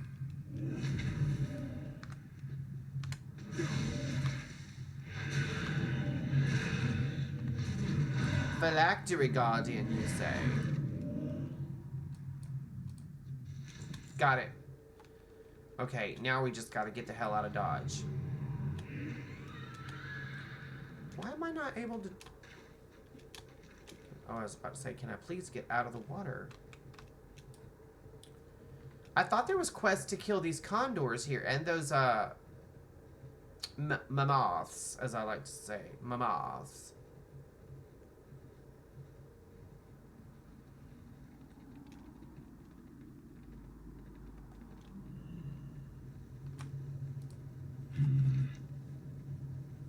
Alright, let's get rid of that one first. We are done. A family reunion. What is that? Family... Oh, it's part of my Nothing Boring About Borean achievement. Okay. I've already gotten it. I mean, I got it in 2011. What? Leave me be. That was 13 years ago. That's so nuts. I'm redoing an achievement I first originally got 13 years ago. That's so crazy. 20 casualties against the Scourge inside the temple city of Ankala. Oh, and I've got a new talent point. Okay. What is this? Chains of Ice, Mind Freeze, Blinding Sleep, Cold Thirst, Permafrost. My auto attack damage grants me an absorb shield equal to 40% of the damage dealt. What? Icebound Fortitude. What is this? Veteran of Third War stamina. I don't care about stamina. Increases leech by 3%. I don't even have any leech, so. You know what? Let's go ahead and pick Chains of Ice. Because I do really want to get this, Permafrost. So I'm going to have to unlock this. I need 2 more points.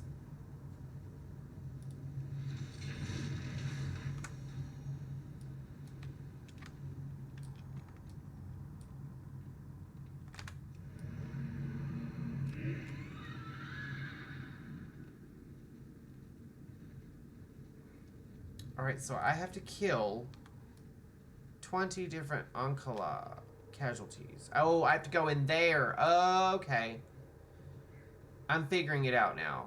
Here we go. There's one of them right there. There's one. He got way excited and just flew right over me. Ooh!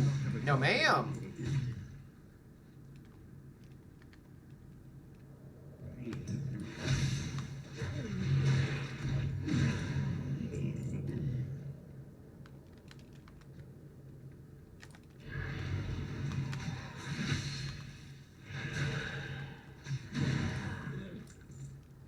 Oh, I forgot to turn the music back on, didn't I?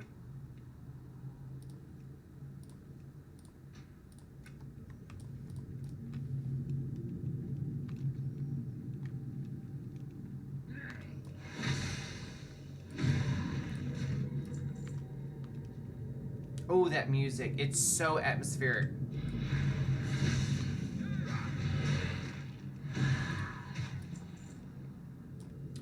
What do I use the bones? Summon Lurid. Oh! 2 minions. Thank you. I must get closer. I like that. 2 minions. Yes, please.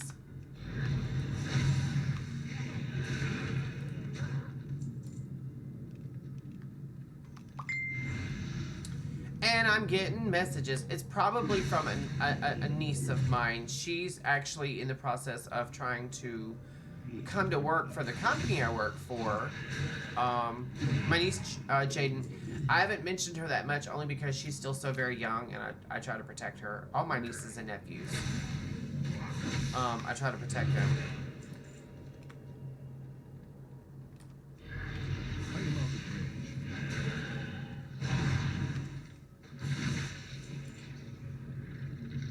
I'm really just mopping the floor with everyone. This is really grindy, though. This was the thing I'd forgotten about. Wrath of the Lich King content was just how grindy they got. There was a lot of stuff that you really had to grind. Like, I remember, like, the Argent tournament, when it first came out, everyone was like, oh, it's so fun, it's cool, there's lots of stuff you can do, all the different bosses and this and that.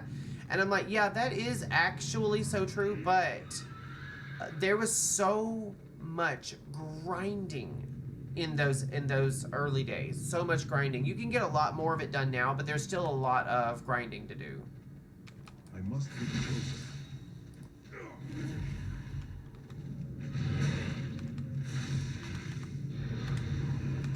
You're gonna die, you're gonna die. Too far away. Oh. So sorry. target something first. The plus side is we're almost done. I am out of Bitch. range.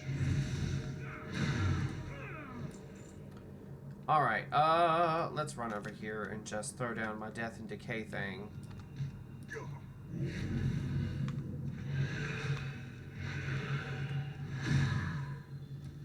Oh, we don't get credit. It's got to be one of the single targets. You can't get credit from these guys. Okay. Alright, let's kill this abomination. Because we gotta start making our way out now. I do not have a target.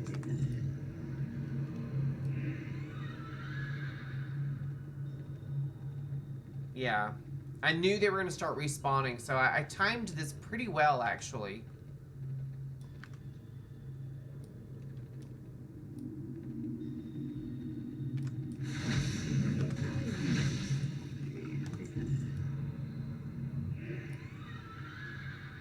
Alrighty then.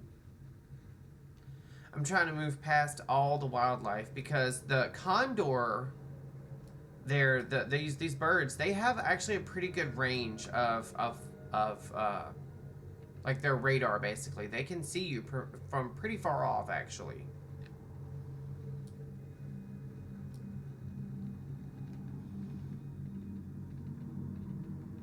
There we go. You need something. What am I getting? A new trinket, which I don't need, really. Another time. The Lich has spoken, Juggernaut. The high priests of Inkala hold the secret to entering Naxanar. Go to the Spire of Blood, the Spire of Pain, and the Spire of Decay, and slay each of the priests. Leave me. So am I going right back to where I came from? That's really gonna suck.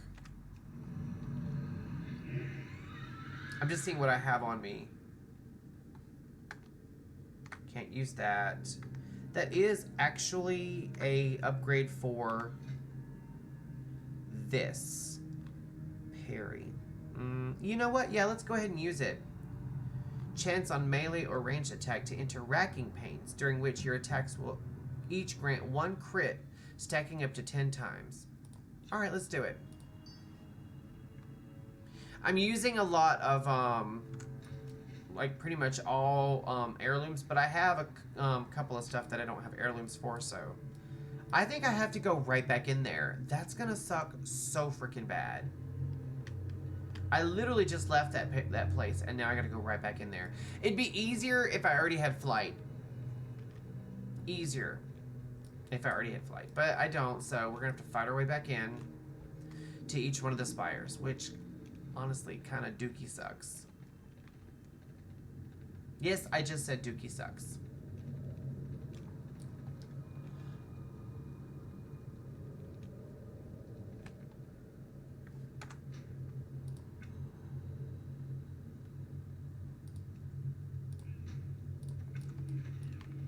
I must get yeah.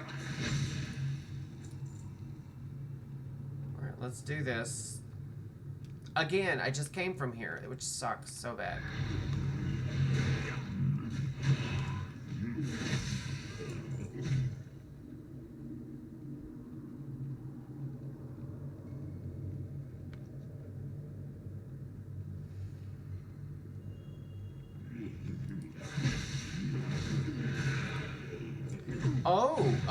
Oh, okay. Did these things climb out of him, or were they just behind him and I didn't see them? Oh, you startled me. Guys, Joseph just snuck in without me noticing. God, he scared the hell out of me. I put that robe there in case you got chilly.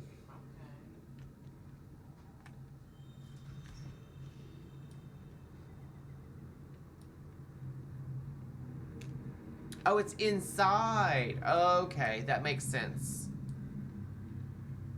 So this is gonna turn into like a fight probably. Although, again, at this level, not as big a deal.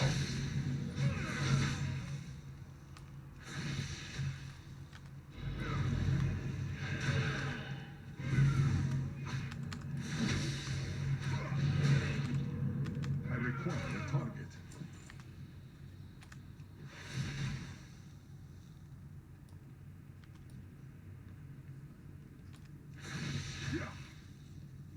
Do I have to destroy all these globes? Too far away. Necromancer.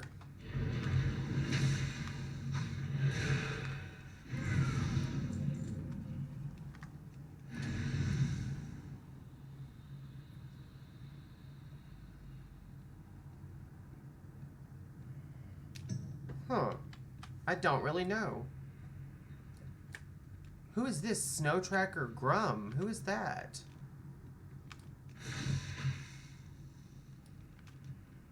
I feel like I'm just running around killing these globes.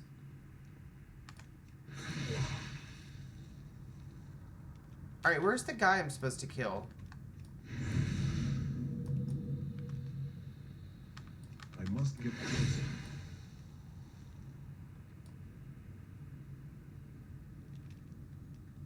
Shouldn't I have gotten a scroll? Wait, hold on.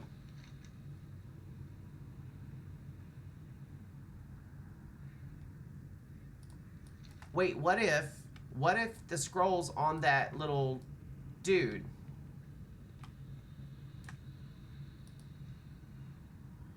According to this, he's not dead. He's just sleepy.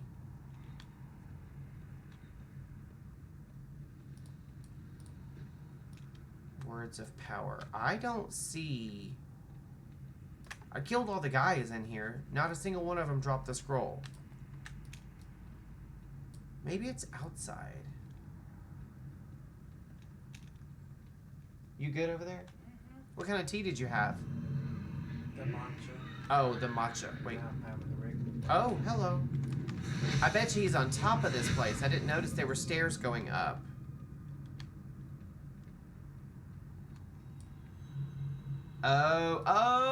Oh, here we go. High Priest.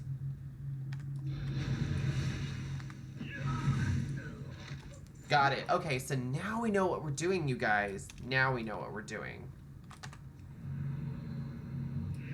Alright, now I've got to go do the other two spires and then make our way back through.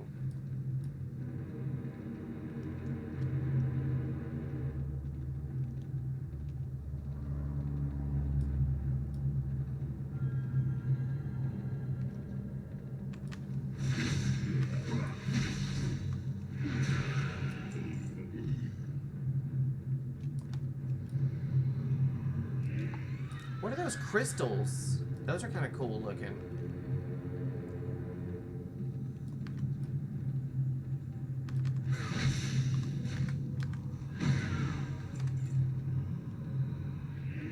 So, is this there? I don't see any stairs going up.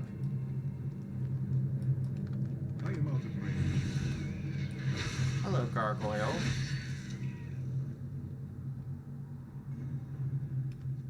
That's a necromancer? How the... Oh, wait.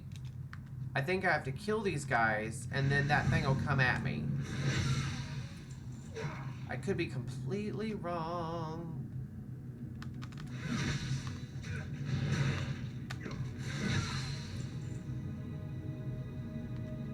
I have to say, for an unholy death knight, I feel like this here... Yeah. Oh, Jesus. Nafraset.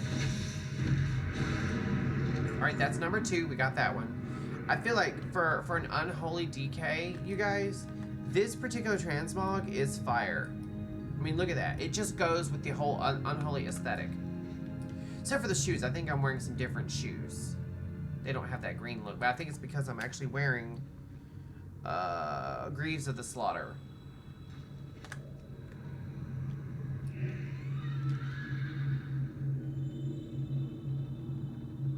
I'm trying to like skippity diddle around as many of the enemies as possible because it gets very grindy after a minute. Okay, yeah, you pull those guys. I'll go this way.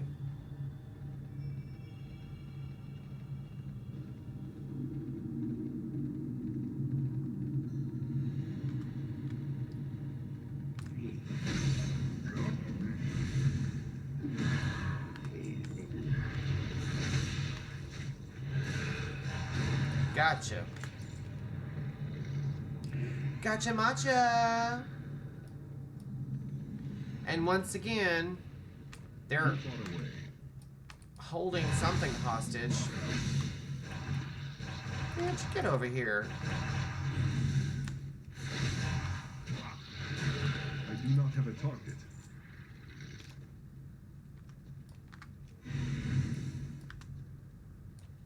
I don't have anything I can send over there, so.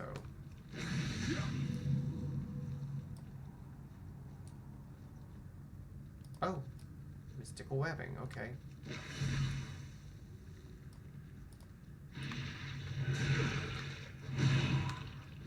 Gotcha. Okay. Let's go turn this in. We'll have to fight our way back out. I don't understand, like, the music will play the whole time you're in the outside world, but the second you go inside a building, it just, all the audio turns off. Is that something that Blizzard consciously does, or is there something wrong with my audio?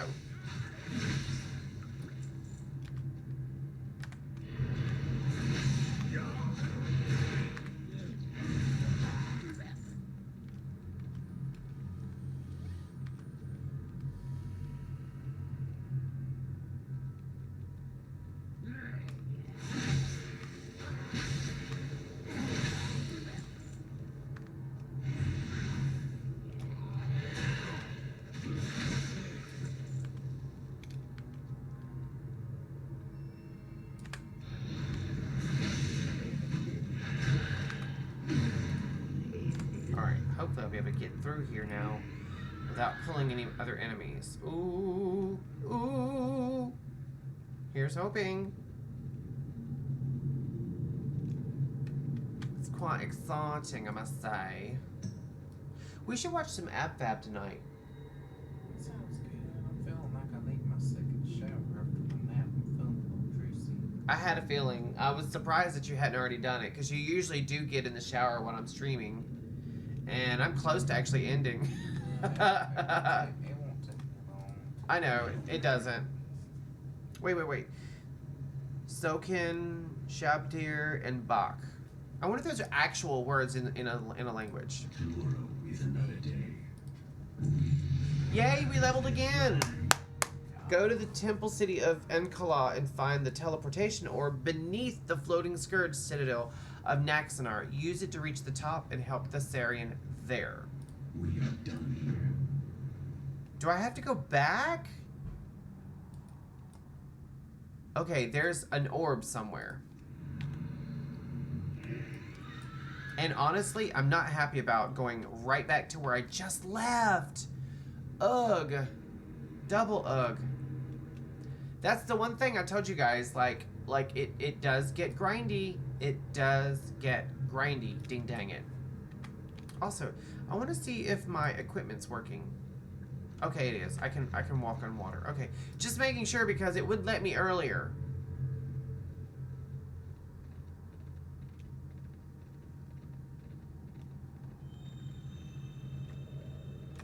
Well, that's not it.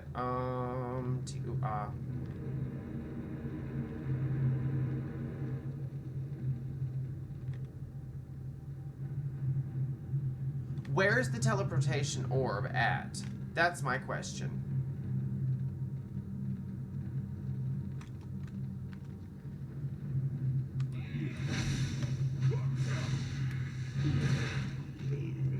Also, I just noticed that my minion is not out. Let's grab him. Marrow Gobbler. Is that it? Like where am I going?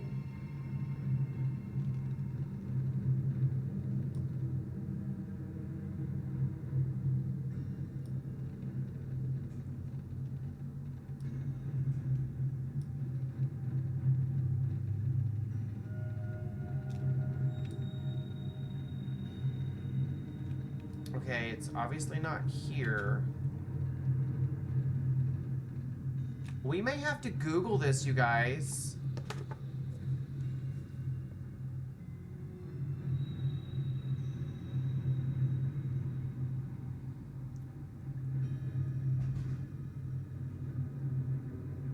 Oh my gosh.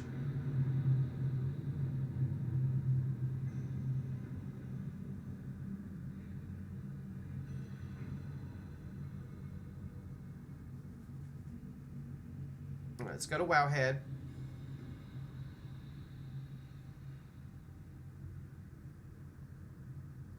Let's go to comments, if we can find them. Here we go, comments.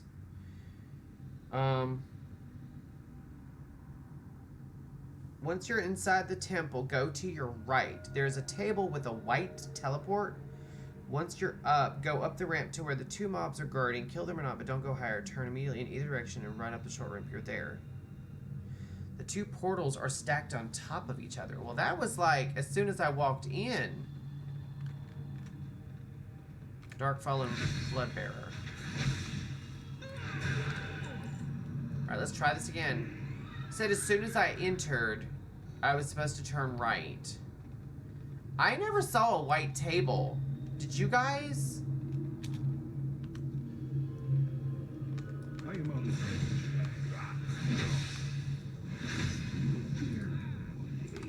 Alright, we're headed in the direction.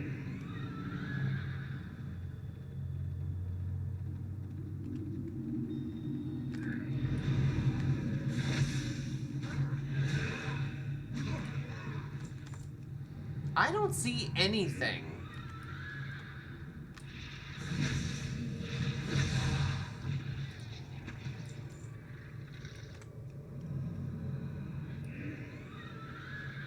Maybe they meant...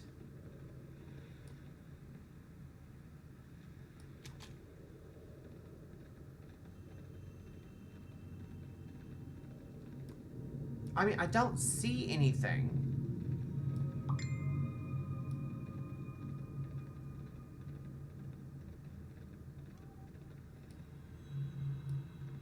Right, it said turn right. Let me clear the area first. Let's see who just texted me. That's probably my niece. It is. It is. It's my niece. All right. Once you're inside the temple, go right. It says once you're up.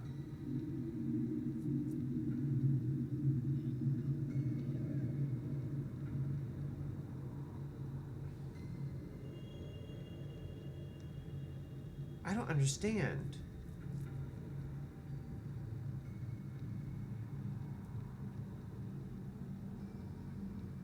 Progress.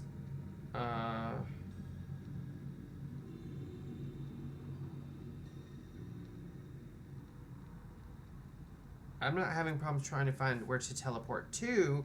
I'm trying to find where to teleport from.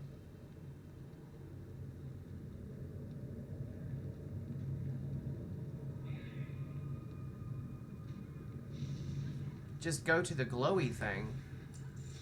What glowy thing? Do you guys see a glowy thing? I don't see a glowy thing.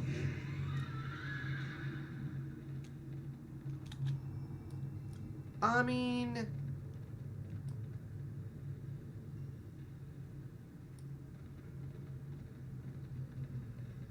You know what? What if... Okay, let's just prepare for a moment. What if the actual teleport was back where we started, where we picked up the quest?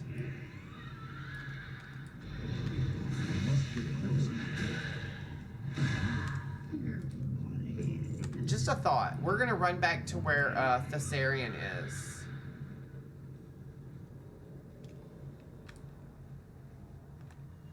What if the teleport was in here? I mean, if I'm wrong, we'll just run back.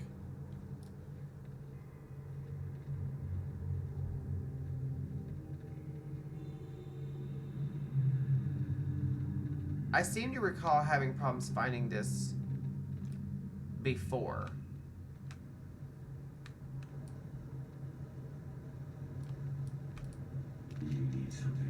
Where is this freaking teleport at?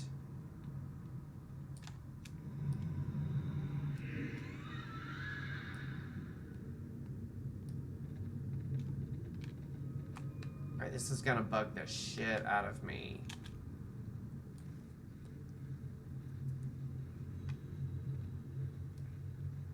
Alright, we're on the main road. I gotta read this real quick.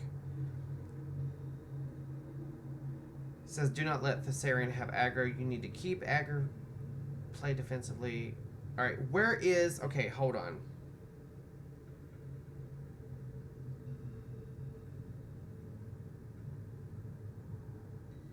Where... Hold on. Let me just... Hold on. Let me just do this. Where is the teleport orb in World of Warcraft's The Last Rites quest?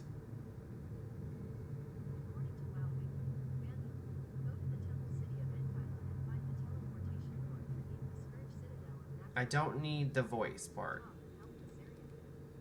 It just says, go to the Temple City of Ank'Elah, find the teleportation orb beneath the Scourge Citadel of Naxanar. Where the fuck? You guys see this, right? I'm going back over here. Like, where the hell is this? I probably should have done this off camera because this is driving me nuts. Wait. That's where we got the phylactery from, but not... I don't know what's going on. Like, I don't know where this teleportation orb is.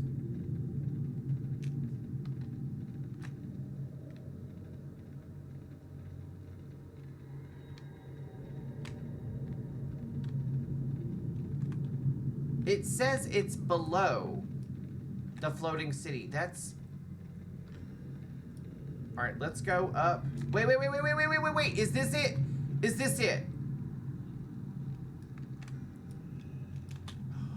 Oh, okay. So, alright, let's kill these dudes.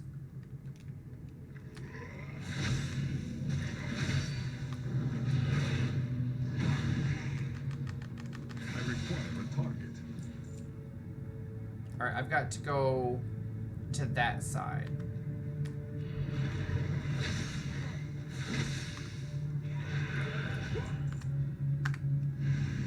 Alright, we finally got in here. Oh my god, this was ridiculous. Alright, I've got to do last rites.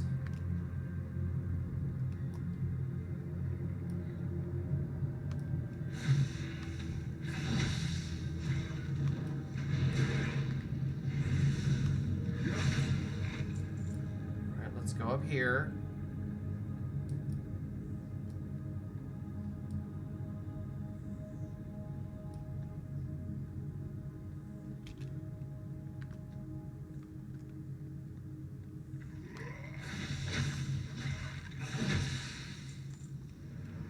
Now, okay, hold on. I can get on my horse, but... Okay, that one will take me down. This one will take me up.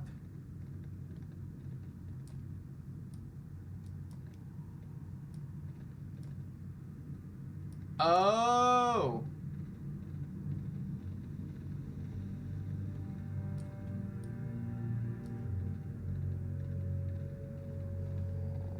Do I take this one? Wait, there's the Thessarian. Okay. Do I have to... I think I have to activate him. Okay, let's activate him. Let's do this. Alright, we're gonna use another one of those. I was about to say, where is he?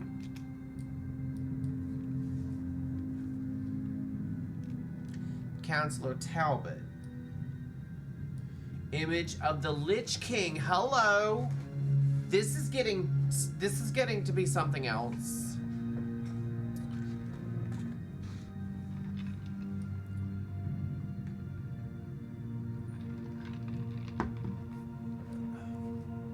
Is he talking to the Lich King? Oh! Prince Valinor of the Sand Lane. Infiltration and control of the Alliance power structure by occultists is well underway.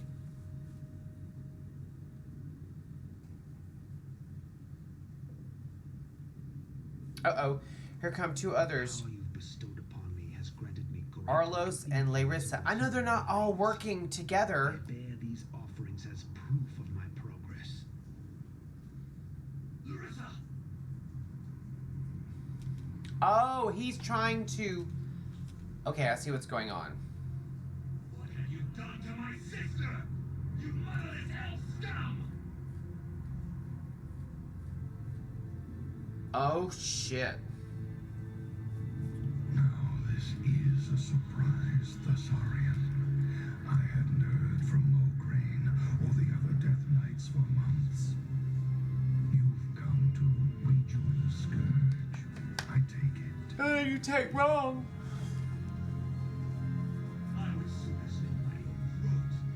You will pay for what you did to your own men, Arthas. For what you did to me! I swear it!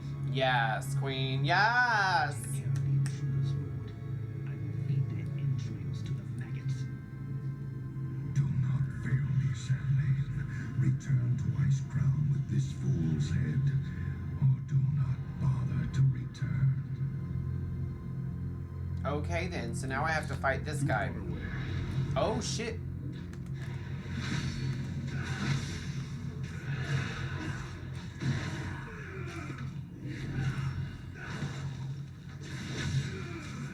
Got him. What happened to me? General Arlos. Oh, he died. You won't stop spinning. And Larissa. Please don't die, Larissa. You're alright. I thought you were dead. Well, technically he is. I cannot return home just yet. I am not quite done. Axe of Frozen Death. Hello. Don't leave me again. You want to Ow. follow your country. They don't even want you. They sent you here to die. Yes, Queen. You might be right, sister. My obligations to my land and king have been fulfilled. But there is something that I still owe to myself. I know that look in your eye. I'm not going to be able to talk you out of this. If you die on me again. I don't remember Larissa. I wonder if Larissa shows up later on in the story. I will come back to you when I'm done. Nothing in the world will stop me from coming home to the only family that I have left.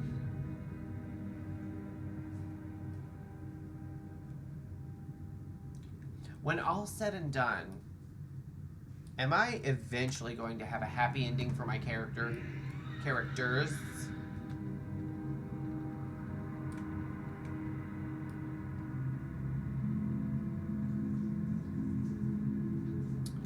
Okay, so where do I need to go next?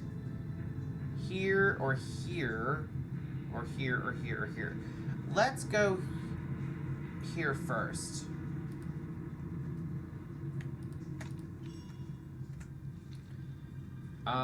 Yeah. Let's get out of here. Now that I know what to do, it's very easy to navigate. I am out of range.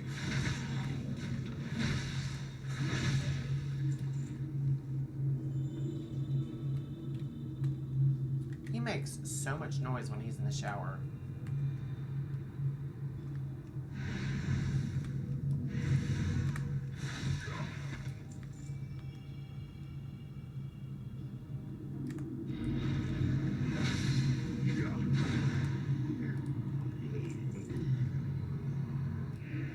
Alright, let's get the heck out of Dodge. Transboria. I need to actually get to the road, because it will take me where I need to go, even if it meanders a little bit. I'm trying really hard not to pull these Gorlocks. It'd be nice if I could actually find a rare or two in my travels. Just saying. Actually, we're hitting the 2-hour mark. I keep forgetting, like, we actually ran through, wait, what is this place? Is that a Horde location? Yes, that is a Horde location. Alright, I'm going to park my tune at that available quest. I might pick it up. And then kill the stream. I'm going to have to, you guys. I hate to. I really am having fun. But at the same time, I can't just, like, continue as much as I'd like to. Because I do have work. And 2 a.m. comes very early. Oh, I'm trying really hard not to pull any of these damn Gorlocks. This is a trek, let me tell you. Also, I think that's where, or maybe it's over here, where all the It's called Dita, I think. It's like the World of Warcraft version of PETA. So you do a bunch of quests for them, and they send you to this area to kill a bunch of stuff. Like, you have to kill some warlocks, you have to do a bunch of stuff. But we're gonna land our tune straight smack dab over here. We have to clean up like some oil spills and get rid of some other stuff. I remember some of this. I do. I remember some of it. I'm trying really hard not to pull any of these guys. I think this is where the Dita. It's D-E-H-T-A if I'm not mistaken. Yeah! It's this, yeah, Dita Enforcer. This, yeah, that's where we're headed. I knew! See, I still remember this. It's been 13 years and I still remember this. Can I assist? Alright. We're going to complete quest. And then actually I can go ahead and get rid of the map marker as well, because we're here now. Alright, so I'm probably gonna do these quests off camera tomorrow when I get home from work. Oh, I remember these quests. Oh, they were something else. They were something else.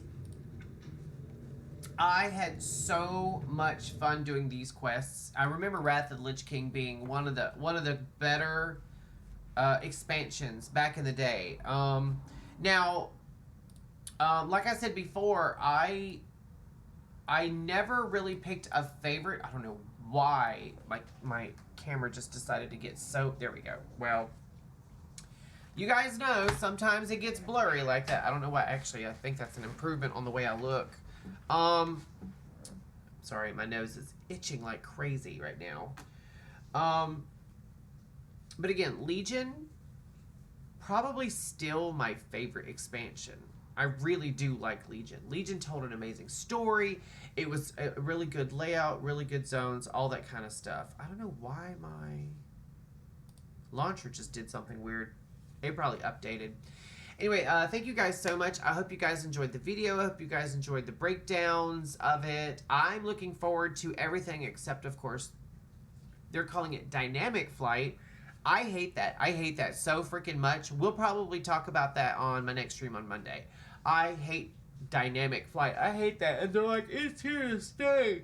It's the new normal. I'm like, oh my God, really? But they did say that now when you play the new expansion coming, The War Within, that to unlock regular flight, the Pathfinder achievement is going to be a lot more simplified. All you have to do is play through the main storyline, the leveling process, each one of the zones once, and then unlocks regular flight on all your tunes. So I guess I'll be okay with that. I'll still bitch about it. I'll still complain until I get regular flight. But that being said, it is what it is, and it ain't what it ain't. I say that all the time now. I'm so sorry. I'm getting really sleepy. I laid down and I didn't sleep very much. I probably slept a total of like maybe 15, 30 minutes tops. And you guys know, for me, a real nap is a good 2 to 3 hours. Minimum. I've been known to nap for 6 hours. To me, that's a nap. Anyway, thank you guys so much. I had so much fun. Let's talk about socials for a minute. I have them linked below in my About Me section here on Twitch. I have my Facebook, my Twitter, my YouTube, and something else on there. I can't remember. My Insta. I do get on Insta now. I'm not posting very much on there. If I do, it's by accident. Oh, so sorry. I'm really getting tired. But mostly I'm mostly on Facebook and Twitter a lot. I love those two. I didn't think I was gonna like Twitter at first, but Twitter is a really good tool to get like real-time quotes. Now, I recently lost access to one of my Twitters. It wasn't banned or anything like that. I just I logged out of all my devices and I can't remember my password. I'm going to have to unlock it. But for now, I still have access to my main Twitter, which is at GM Boomer. And then my Insta is rpg.mod. My YouTube is somewhere in there. I forget what it is, honestly, but I've already uploaded over 200 videos. I try to upload at least once a week. I'm just about to fall behind, but I'm going to try to remember tomorrow to upload when I get home from work. Again, I play a lot of games. We're not setting Starfield down. We're just taking a quick break. So when I go back to it, I'm super excited because I'm starting to get a little burnt because we streamed it for basically 2 months straight and nonstop and hardcore. And as fun as it is, I really love the shipbuilding. Excuse me. I'm sorry. I was starting to get to where I was like not enjoying it, but getting close to that, getting a little burnt, and I don't want to get burnt out on the game because we still have so much to do. What else? We're gonna be talking about the War Within in the weeks to come, even if I'm not streaming WoW. There was a Q&A today, and there's gonna be more stuff coming out over time. I'm sure Wowhead is going to be releasing some information as well. It's so nice to know that every single leak was completely inaccurate. I love that they finally kept an expansion under wraps. It's been a while since they've been able to do that, so that was so refreshing. And then if you guys have any questions for me, feel free to DM me on either here or on YouTube or on Twitter or on Facebook or on Insta. Mostly Facebook and Twitter. Oh, excuse me. Mostly Facebook and Twitter. But yeah, I will see you guys on Monday, and I will leave you with what I always leave you guys with, which are my sage words of wisdom. Be safe, be kind, and happy hunting. For myself and Hoppy and Joseph in the back there getting dressed. Bye!